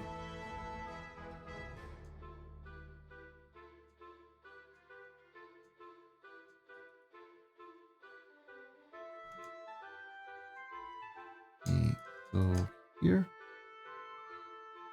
Okay, I need to erase this because I don't need it anymore. I'm just using it as placeholder. Now, for the Legos, I'm gonna have to take them off too. I just need to know where the crotch height is so I can do this properly.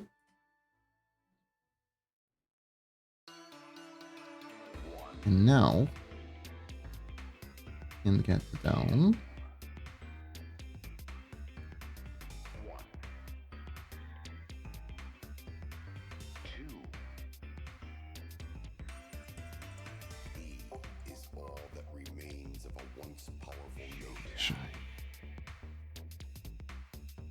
Here. You're on the threshold of an amazing adventure. Showtime. So there we go.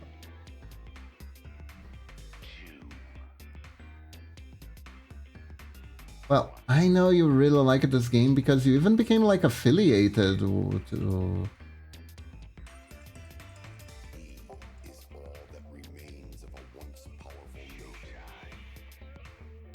You got like sponsorships and everything, right? Or something like that? Hold up, I think it's just that editing is gonna look awful. I'm gonna redraw. I am gonna redraw.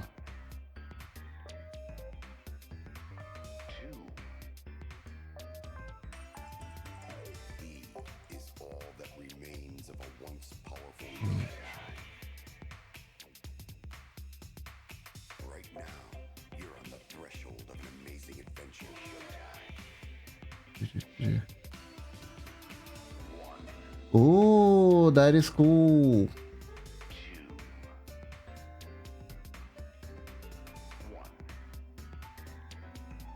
That is nice, that is nice. Even a contract?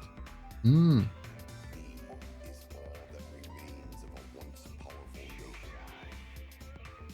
So that makes you like, are you like a full-time streamer of of Love in Dead Space? That is cool. See here.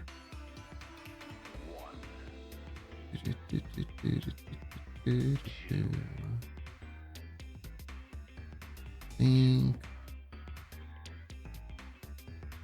Hold up, this torso is too distorted.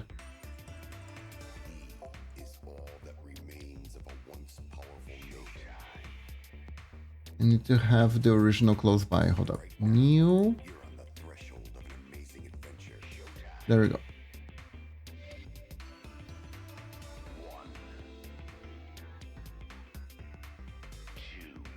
It's not a string element thing. Work with them directly. Oh, that is cool.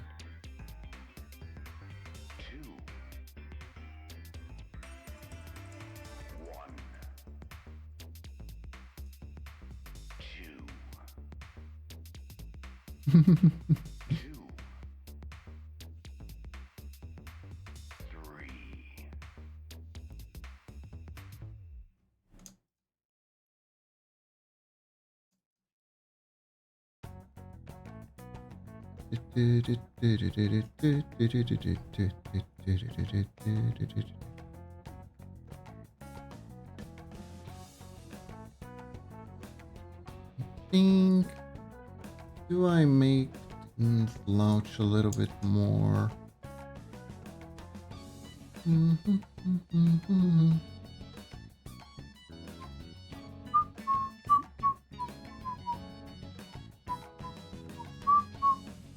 Let me check if the proportions are right. Would it be better if I could rotate to the right thing? There we go. Nope, needs to be about this bigger. Okay.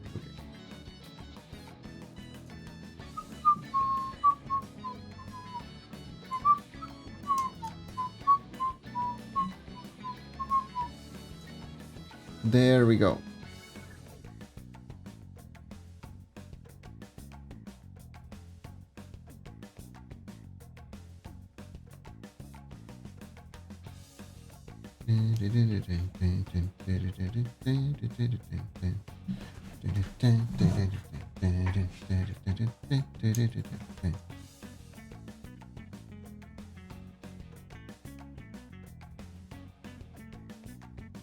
Okay, there we go.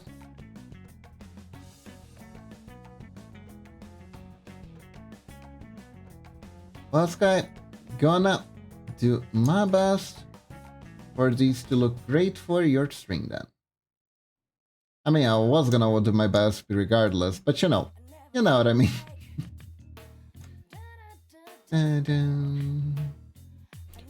Felt like down.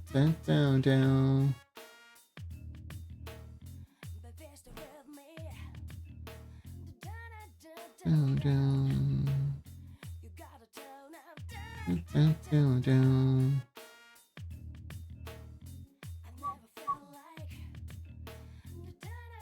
Okay.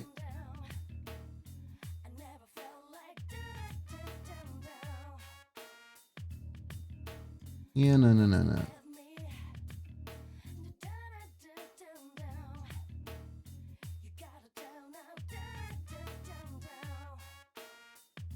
I'm using a technique called negative space to draw.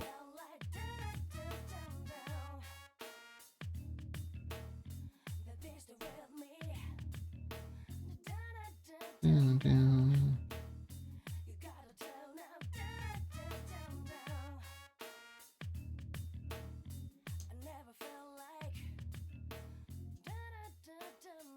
The lady that sings this music sounds slightly like Mori. Interesting.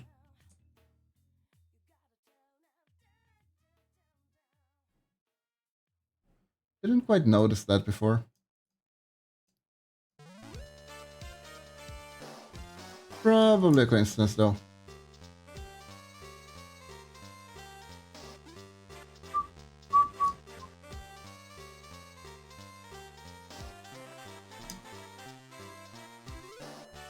I've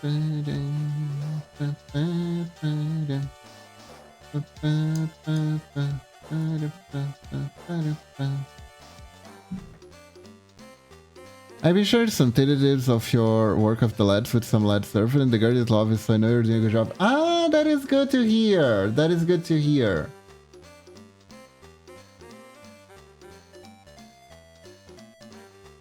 Nothing like checking with a rabbit double base to... I am glad. I am glad.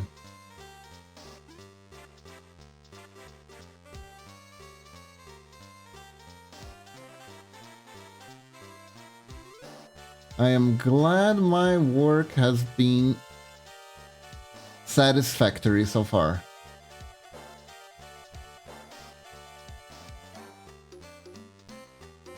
That is good to hear. That is very good to hear. Oh, hydrate. Thank you for the hydrate.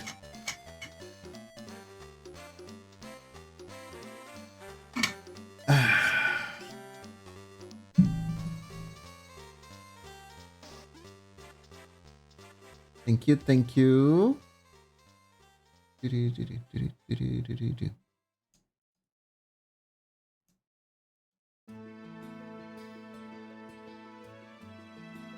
There we go.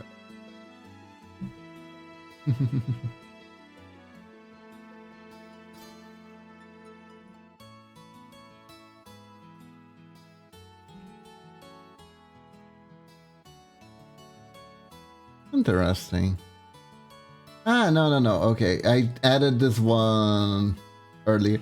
I thought, for a second, I thought it was like a remix of a different song. Like, as official LED streamers, I should have LEDs for stream avatars, and I just knew I had to come because you did good work. Ah, thank you. I really appreciate that.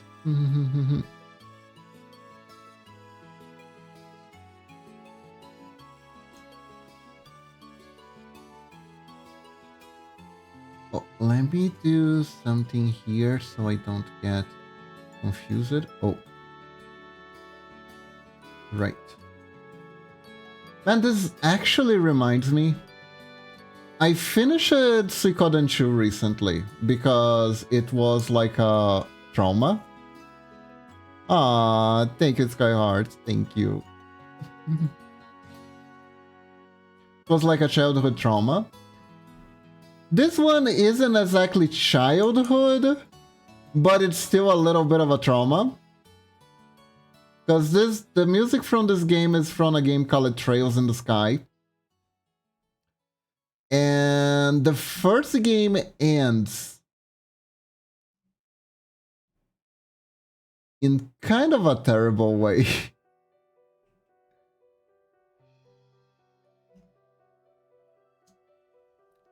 I kind of hate the way the first game ends. And if you wanna get the actual ending, you have to play the sequel. And I don't know how many sequels you have to play, because this is a game series that just keeps putting out more and more games non-stop. So I don't know which part is which.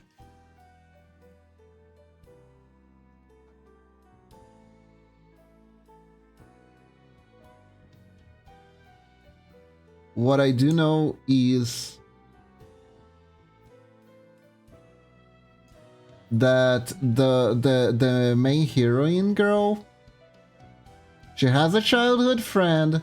They obviously have a crush on each other. It's really cute. 1, 2, 3, 4, 5.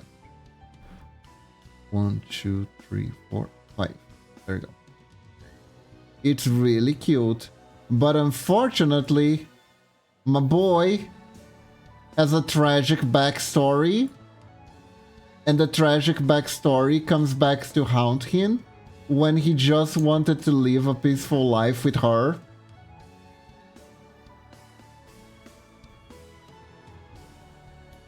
And his adoptive father.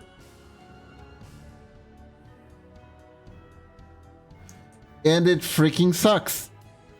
Ah!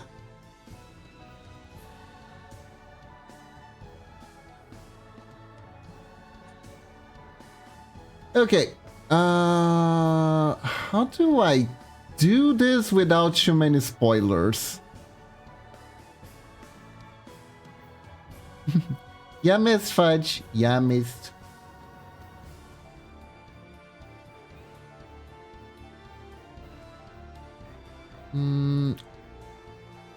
Do the legs look too big? Nope, they look about right. They look about right. Nice. The question, however, the question that's in my mind is, can I talk about that game without giving away too many spoilers?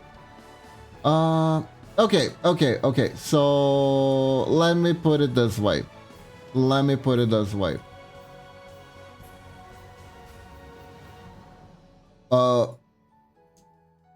You're a cute girl with a Goku rod. Life is good. You're off to become a... I don't remember what was the term they used, but basically you're gonna be an adventurer. You're gonna be an adventurer, and there are gym stadiums that are like Pokemon stadiums that you have to go through to prove that you're worthy, right? And everything is simple, everything is fun, everything is nice. You have your childhood friend slash crush with you, which is a kid with like slightly suspiciously good. Oops. Ah, sorry. Just a sec. Accidentally hit my chair lever, and I just went down. I kind of like fell down. I sunk. I'm okay. Anyways. Ow. So basically you're having like a fun adventure that's like a world tour, and you're going through each one of these places. You're doing like the tests. It's all fun, it's all cool. Happy fun adventure. In the middle of this, however, some bad dudes appear. They're trying to steal some sort of treasure, artifact, or something like that, and you try to stop them because that's part of your job occupation, anyways. You're being like a very cool, strong-willed female protagonist. Everything is fun. Everything is awesome. Then the sad backstory of the main character appears. And he is like, sorry, the only way I can protect you is by being away from you.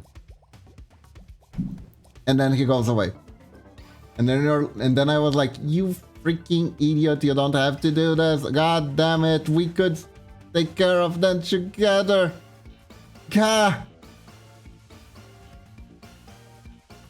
Why you gotta be like this? And I know why he gotta be like this. It comes with the class. So the game actually ends with both characters getting separated. And I was like, no, not my ship. Not my ship, not like this.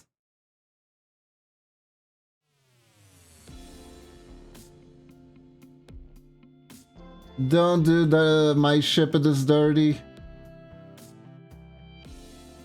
But they did, and it's like you wanna try to help them get back together. Buy another game. You wanna see the cute couple be back together? You wanna? Do you wanna? Buy another game. And that game was for the PSP. So I bought the game on Steam, but the game is essentially a PSP port. Now, the issue with ports is that they're ports. There is no better way to explain this. They're just not very good. Quality-wise, there are a lot of issues. So there ended up being a lot of quality life stuff, and I just couldn't bring myself to play because of how slow everything was. Combat felt really slow. It was also strangely punishing, probably because I put it on hard mode and I shouldn't have, but I thought like, well, the first game wasn't hard. I guess I can afford the hard mode, and then the hard mode just eats you. Like, so badly.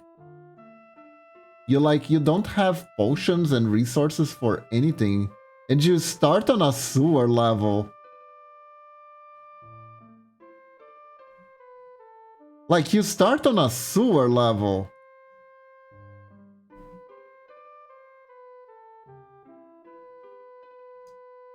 Sewer levels usually are the least fun part, the less fun parts of games, you know? You don't just start on a sewer level.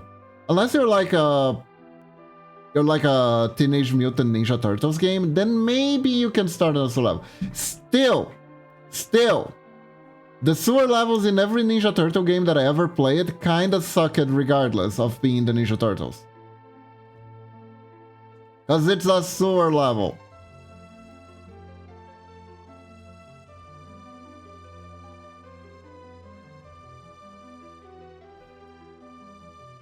God. Speaking of sewer levels, there was this one Spider-Man game where there was a sewer level where you had to fight the lizard. You know the lizard? It's a guy who's a lizard. I know, shocking. Spider-Man has the most creative characters. Has just the most creative rogue gallery ever. You got the lizard, who's a lizard. You got Sandman, who is made of sand. And you got the Green Goblin, who's a guy who, guess what? Dresses up like a goblin. That's green. It's revolutionary stuff there. It's peak. It's this weird game for the Mega Drive, which is the Genesis in English. Sorry, I keep forgetting. And the game is nightmarish for young children, because basically what is happening is there is like this ticking time bomb. Dr. Octopus has set up a bomb that's gonna explode. And it's up to Spider-Man to save the day and stop the bomb from exploding. But how do you stop the bomb? Well, you have to complete stages. But also, you have to pay for the web that you use. You have to pay for the web that you use. So there's a system where you take photographs of yourself to sell to the Daily Bugle, so you can get money to buy web in order to do different things. And Spider-Man has like all these cookie stuff he can do with his webs, right? But in order to do any of that stuff, you need to have money, because you will spend extra webs doing the cookie stuff. Like, there's one attack where Spider-Man will turn his webbings into a shield, and that's pretty cool. But he spends way more webbings than he would just throwing it. So that means it costs money to make that shield. It costs money to swing around the Spider-Man, so you shouldn't swing around as much. Which is, by the way, one of a sin. You're playing a Spider-Man game and you can't use Spider-Man powers all the time. Yikes. Yikes. I know technically the web is supposed to be limited ammo, and that happens in the comics too. But god damn it, man. God damn it. Fuck realism. I just wanna play a fun game. You know? But they did all that, and in the sewer stage, you had to fight the lizard. The whole stage was about fighting the lizard. If you can actually end the stage immediately if by accident you find the lizard and fight him and beat him. That can actually happen. It's kind of like a dog and cat chase situation where you and the lizard are trying to find each other in the sewers, kinda. He kinda wants to find you too, to beat the living pulp out of you. And you want to beat the living pulp out of him, but you keep losing each other, and it's a ginormous stage that's super easy to get lost into.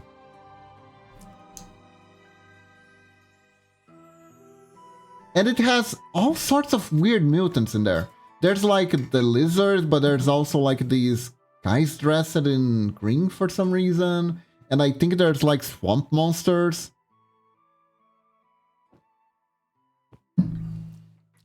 It's like your typical video game bullshit. Typical video game bullshit. It's like, who are you people? Well, you're gonna fight a rhino? Well, we are the Rhinoteers! We're Rhino's right-hand man that exists only in this game. We're like, who?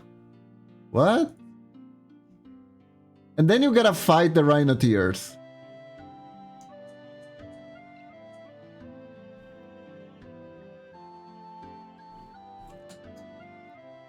And it's all very confusing.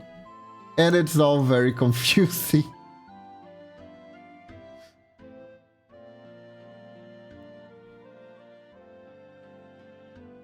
It's kind of like I love this sort of stuff because it can strike like at the funniest time. Like you have a villain who his entire backstory is that he is really poor, and for some reason he can hire a whole ginormous squad of goons to fight you. And it's like, but isn't he like poor and only works alone? Yeah, but we wouldn't have we didn't have much enemies for you to fight otherwise, so... Or randomly dogs hate you. Dogs just absolutely hate you. And you have to fight a whole army of dogs. You're like, since when dogs like the Green Goblin? He flies around in that hovercraft making an awful noise. I think dogs would hate him. But no. The dogs are on the Green Goblin side now. The dogs all collectively said, fuck Spider-Man. I hate spiders. Wanna hear a fun fact? Here's an actual fun fact. Here's a fun fact from Spider-Man. When Stan Lee decided to make The Amazing Spider-Man, everyone he knew told him to quit because it wasn't gonna work. And the reasoning they gave it why Spider-Man wasn't going to work was because Stan Lee was making a character based on the two things that people hate the most: spiders and teenagers. That's what he was told. He was told, Spider-Man is not gonna work. He's a guy who he's a teenager who dresses as a giant spider. That's a combination made in hell. What are you thinking, bro? What are you thinking? Meanwhile, one of the most beloved characters from Marvel. But you know what? I kinda see where they were coming from.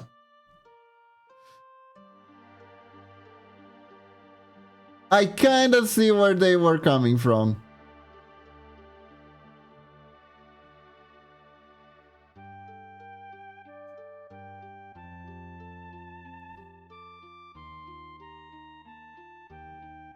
But he worked hard. He worked hard. He made Peter Parker relatable. He made Peter Parker relatable because it's kind of like with Batman, where being a superhero is more of an issue than a solution. I thought you were going to say people hate Spider-Man.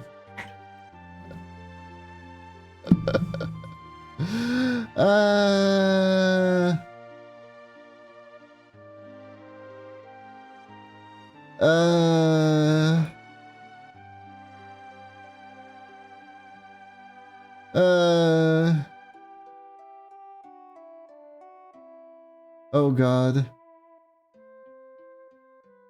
I mean, not back then.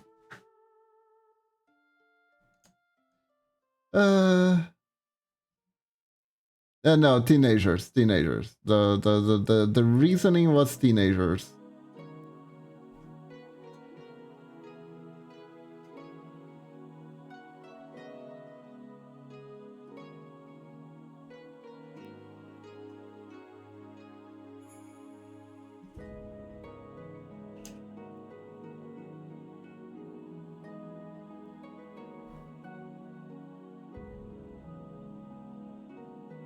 No matter how reasonable an advice may seem, isn't always sound.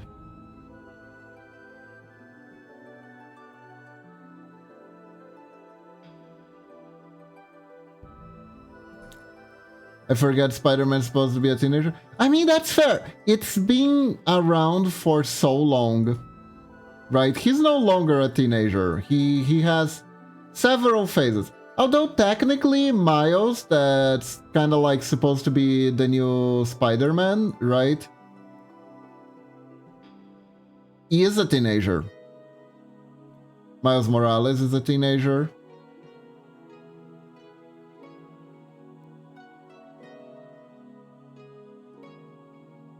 And he is supposed to inherit the mantle of Spider-Man, right? That's how the story is going? I'm not following at all. I'm not following at all.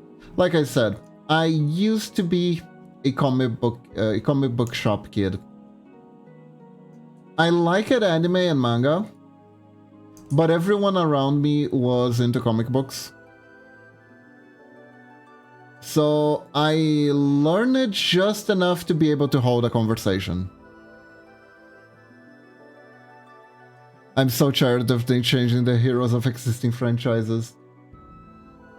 It's just been really hard to come up with something that's new and iconic at the same time.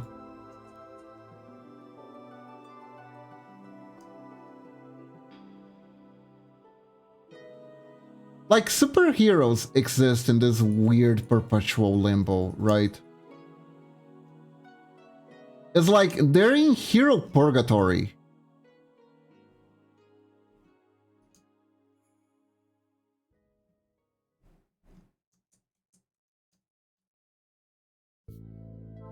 Yeah, Spider-Man will always be Peter Parker, except at one time that it was revealed that Peter Parker was actually a clone, and Ben... What was his name? It wasn't Ben Stinson, I'm sure of that, but there was a Ben who was called Scarlet Spider, and turned out that he thought he was the clone, but he was the real Spider-Man all along. But then it was revealed that Peter Parker was Peter Parker all along, and the clone was the clone all along, and that was a plot twist.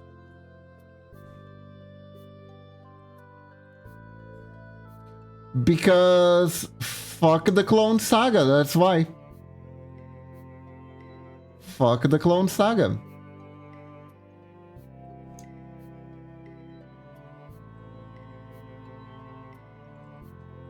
There was a Peter Parker clone that wore the same clothes as Akuma. From Akuma / Goki from Street Fighter. Did you know that that was a thing? Because that was a thing. He had a really edgy name too, if I'm not mistaken.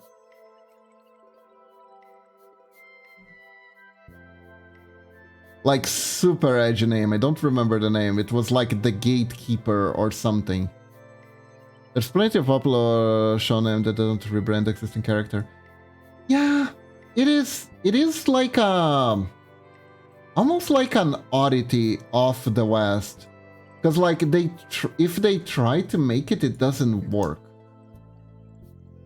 But anime works just fine, and I like. It's weird, isn't it? It's weird. I don't know if people got overly attached to the original characters to the point where if they try to bring something new, it doesn't work, or if they've been reinventing these characters for so long now that it's hard for people to accept new things. Like Westerners incapable of making good heroes or something. Yeah, I don't know what happens. I don't know what happens. I really, really don't.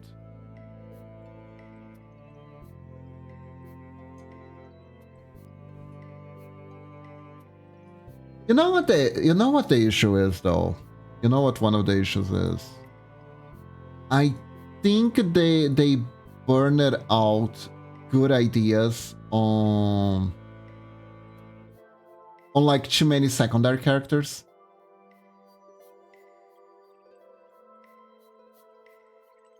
Because, like, they have a lot of superhero things already. They have a lot of superhero things. They have a lot of characters that are completely underdeveloped and underexplored. And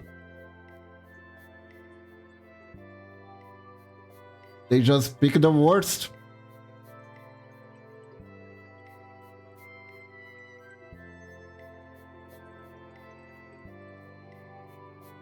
Man, did you see that Inhuman show? I can think of a Western hero that came out in the last 20 years. God. Yeah, like just release a comic book with a completely new character, right?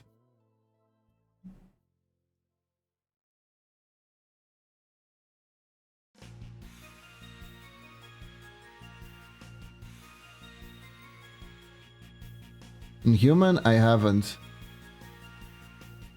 Yeah, I think it was called the Inhumans. There's like a Black Bolt and stuff like that. They had a series.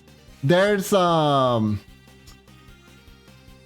something really funny that happened. Because I get, like I told this before on stream, I get Disney Plus once a year. Once a year, I will get Disney Plus just to see mostly what they're doing with the Star Wars franchise and what how they're bastardizing it now. But also, yeah, because like Disney Plus doesn't really update that often.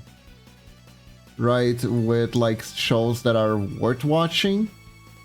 So if you get it like only once a year, you can actually watch everything you need to watch and you don't have to keep paying them too. Yep, exactly.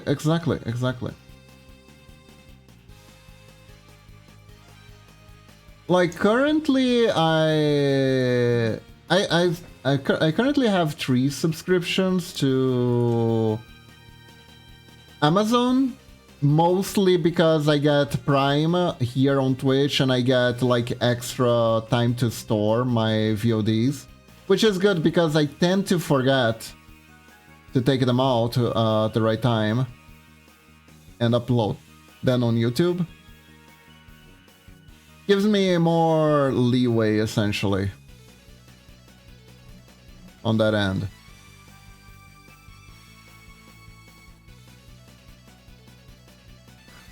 But also because every so often there is something good to watch there, like lately the Panty and Stalking are there now, so that's a plus for me.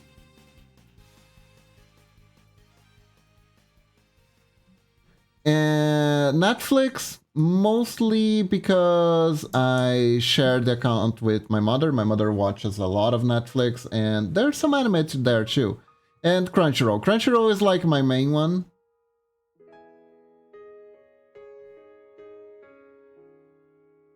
Because it has anime, most of my anime are in there, you know? Also, it's great because I can watch like some terrible isekai stuff in there, which I find rather funny.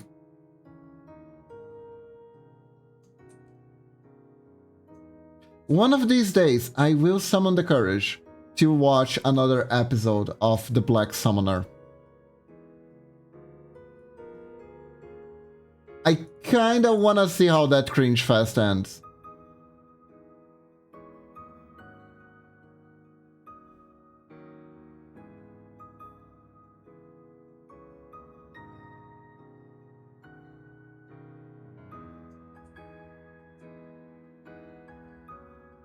But like, it's so bad. It's so bad. Oh god, is it bad?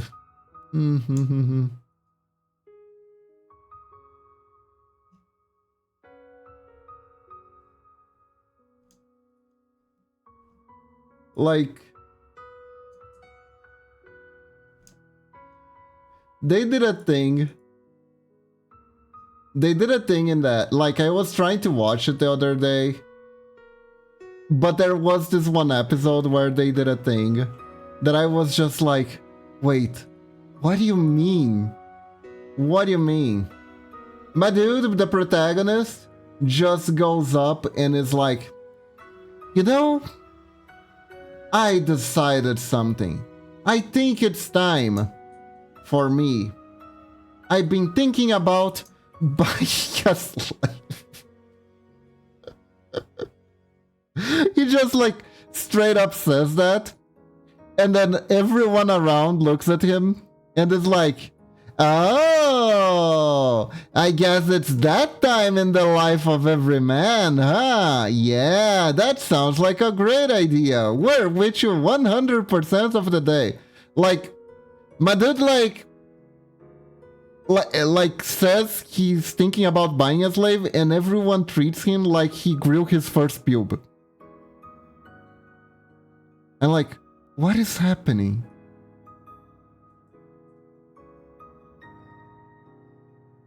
What is happening?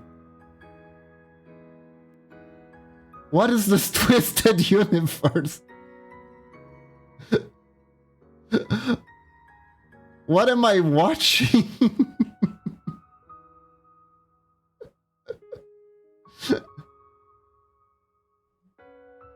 I was equal parts confused as I was horrified. I turned it off after that because it was like, okay.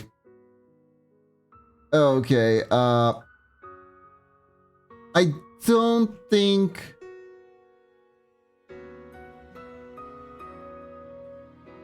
Yeah, I believe the author has only seen this concept in Eroges. I am 95% sure.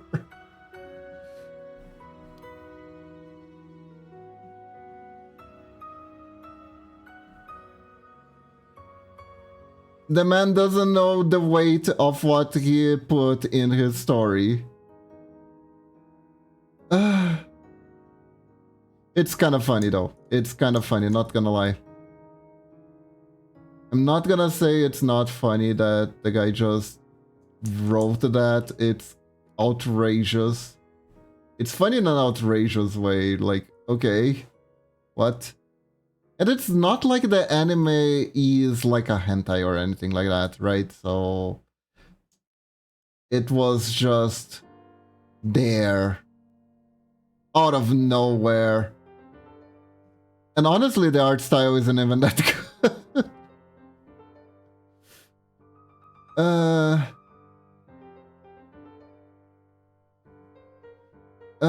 It comes so out of the blue. It's such a gut punch.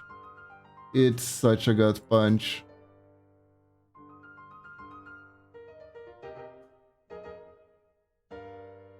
And in the next scene, they go to like a market with a bunch of people crying. Because it's like, okay, so you do know that that causes that slavery causes suffering to the people being subjected to it. It seems like you do, because you did make it like a, you didn't like make it like a market where like everyone is happy to be there or something like that. So I was entirely confused.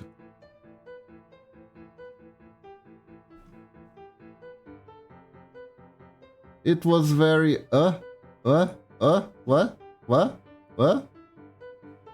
Then I stopped it.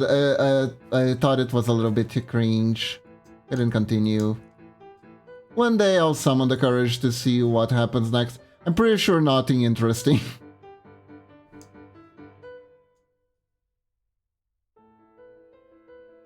Pretty sure the protagonist will get progressively more powerful summons and then be like the most awesome adventurer ever, and everyone is gonna love him. And he had a pocket goddess. Maybe someday we'll see what her face actually looks like. Because that was kind of a thing, actually. The anime is kind of like, by the way, there's a hidden waifu. You can only unlock the hidden waifu by watching the full story. Because there's a goddess, the goddess that Isekai is the protagonist is kind of bored of doing her job, so she kind of follows him on his pocket. If you ever wondered what Konosuba was parodying with Aqua, I guess it's this one.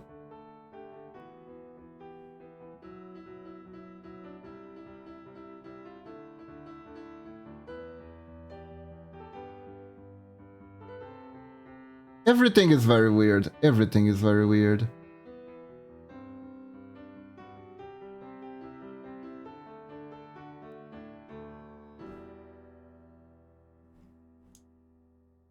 Like, I don't even know anymore. I don't even know.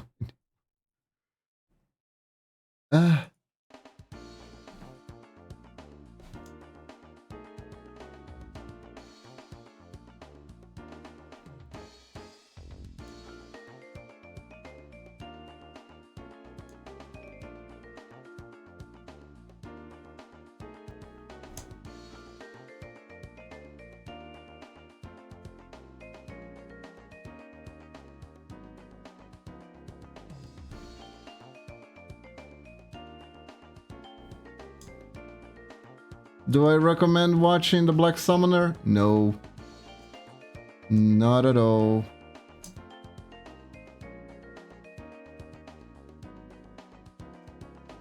But I might watch it just so I have something to talk about on stream.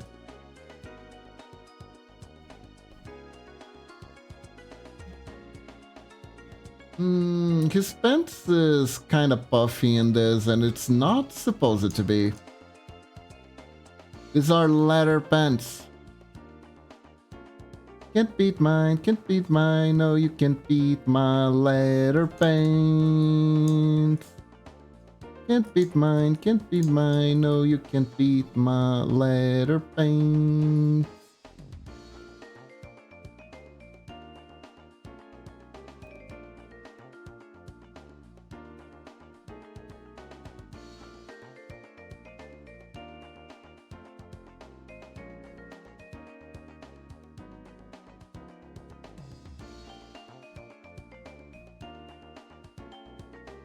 kind of wanted to give a different jumping pose, but honestly, it's kind of hard with 3 avatars because you gotta combine the jumping pose with the falling pose with the pinning together pose. Otherwise, it doesn't work. I really wish I could make them separate.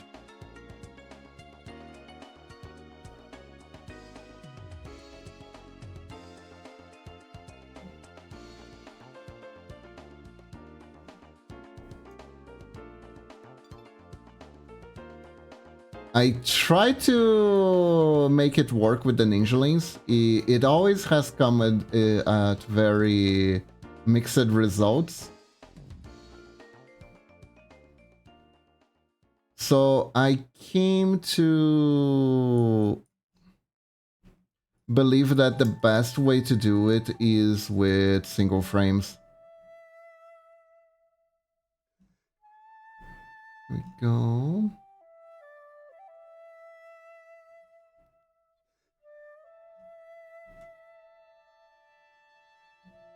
And I'm not gonna lie, some of these poses may be Mega Man inspired.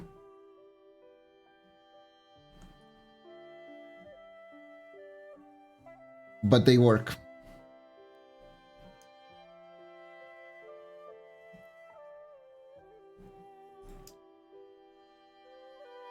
They're very functional.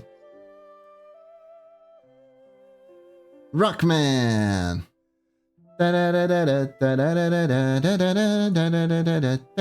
Wait, I think I have it here. Where is it? There we go.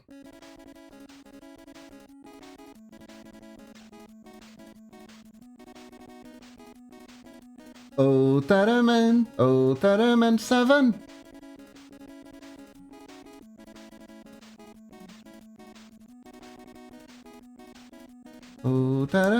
Oh, Taraman 7. I'll be real, like, Henya from Independent started playing the old Mega Man games, and honestly, it's very hypnotic to watch her play those.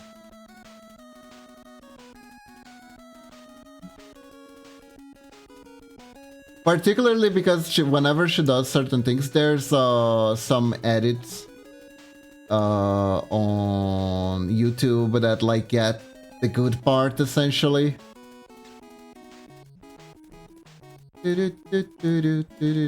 Those are like super enjoyable to watch. They're super enjoyable to watch.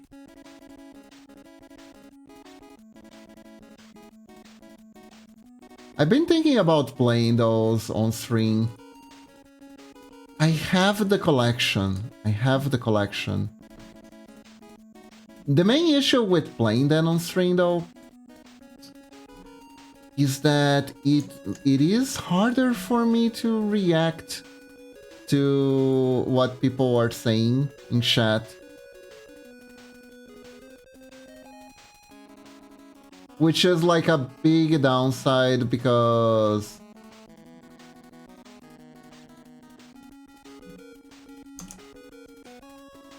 I know people don't. I know that I think everyone who watches me doesn't really want me to just shut up and play the game.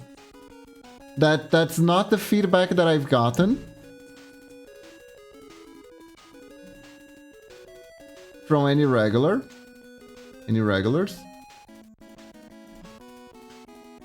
But these types of game you kind of do have to shut up to play sometimes.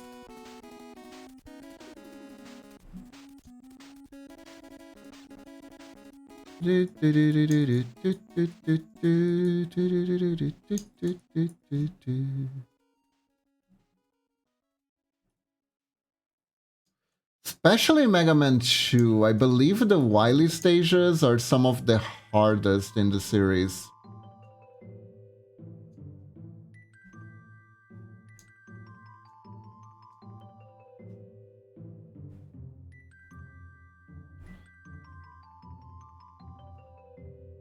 Regular bosses, pff, that's no problem. That's no problem. Well, Quickman is an issue, but you know, it's Quickman. Quickman's like the only robot master other than, I think his name was Dynamo Man, that is like actually hard. Everyone else, have you ever heard of Dynamo Man, chat? Have you ever heard of Dynamo Man? Ever heard of the legend of Dynamo Man? Dynamo Man is a robot master from Mega Man 9, which was a game that was released in the Super Nintendo, the Famicom, while we were already almost starting to get the PlayStation 2. It was really weird. It came out of nowhere. And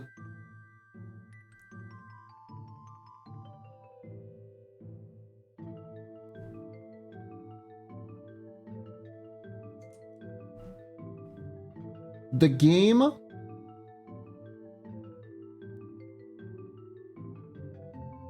was actually really good.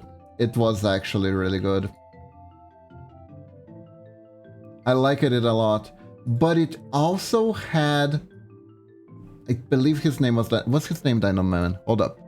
Let me actually look this up. I don't want any Dynamo Man.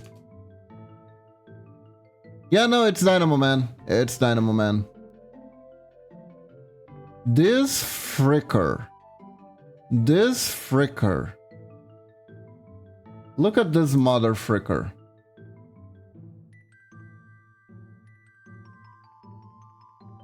Look at this mother fricker. Look at him. This guy is one of the freaking hardest robot master fights there ever was.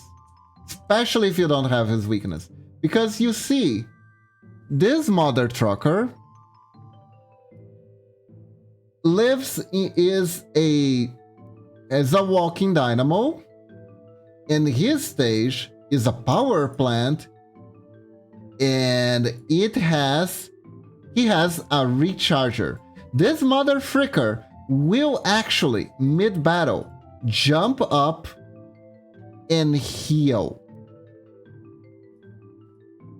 He heals mid-battle, and he can heal to full. He hits like a truck. He can self-heal. And he will punish you, because in order to stop him healing himself, you have to destroy his healy things. He kind of like has a bed. He jumps up into the bed and starts recharging. And he can just recharge his entire life. He can recharge his entire life. It is... So, he is cool, but he is so annoying because of that. He is so annoying. It's like, wait, hold up. You guys know that this is just Robot Master. This isn't like the final Willy Guard or anything like that. Why did you make him so strong? The rest of the game is fine. The rest of the game isn't. The other Robot Masters aren't half as strong as that guy. Tango Man again, you know? But I'm Wolf. I'm Wolf now. Hi. Can I eat your card collection? Hmm? Can I? I'm Wolf.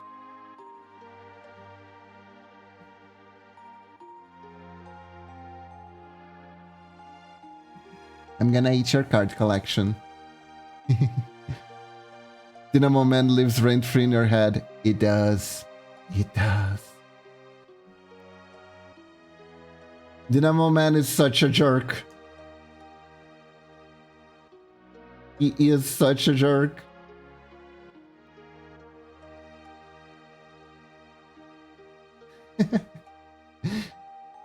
Thank you for the pets.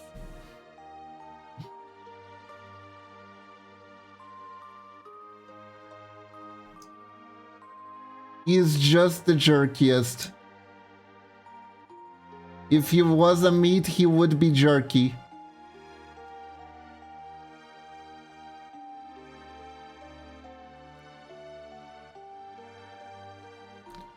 Oh, my hero, you're so far now.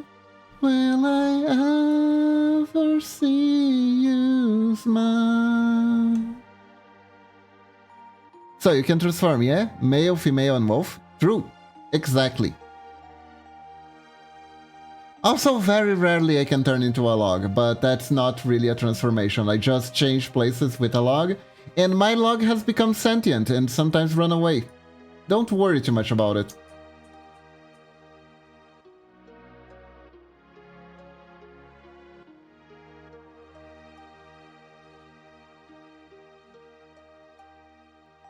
Kiba's log. Yeah, loggy.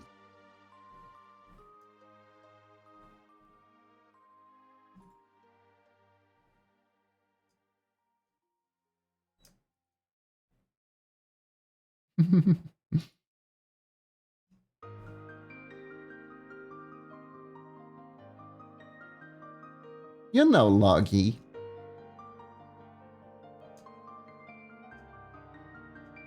Oh, hold on.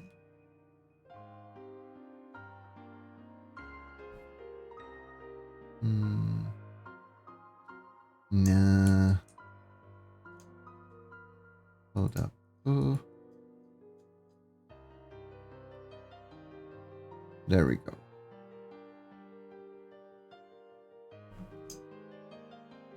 Do, do, do.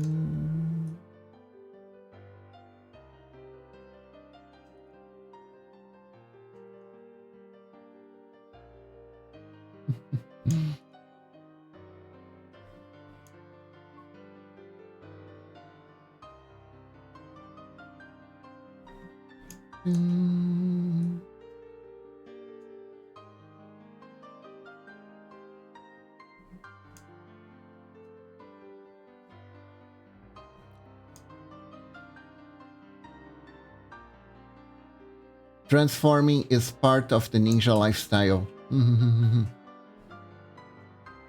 Also, let me try. I'm trying to make this a little bit more.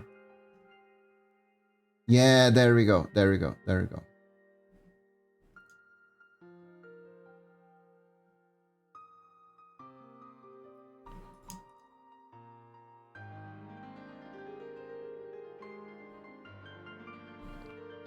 Perfect. Okay, I think this is gonna be the last sprite I do today. Because, oops. I said to Momochi we were going to sleep early and I am already over half hour in.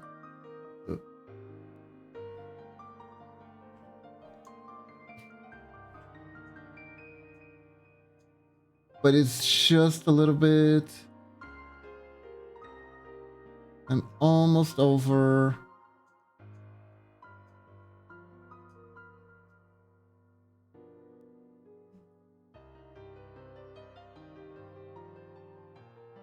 It's Momochi's fault? Why? Why is it Momochi's fault? Oh. I'm the one streaming.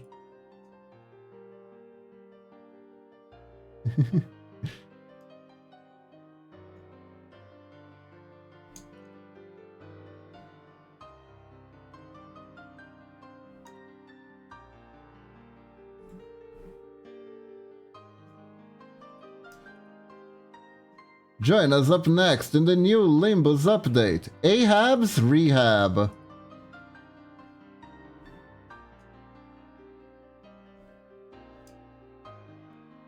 Making poor Kiba go to bed.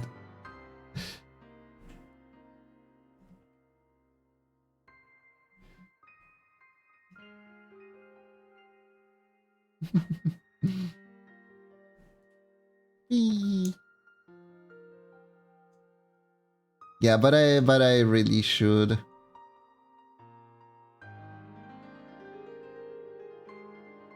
I think this is decent. I think this is decent.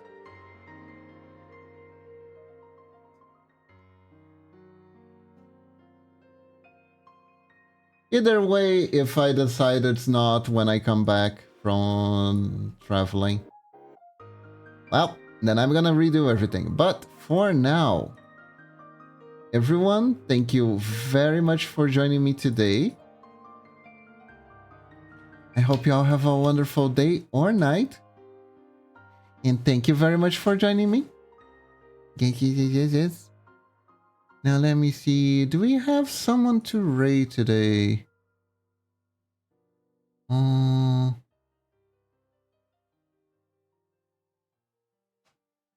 Let me see here.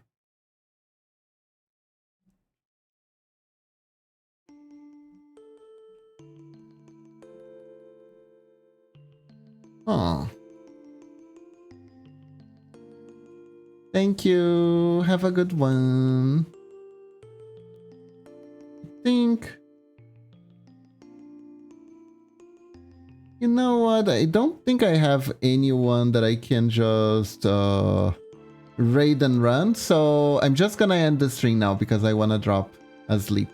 So thank you very much for joining me, everyone. Hope you all have a wonderful day or night. Stay awesome. And remember, when in doubt, when you think can't do it, just think like a ninja. And sure you can.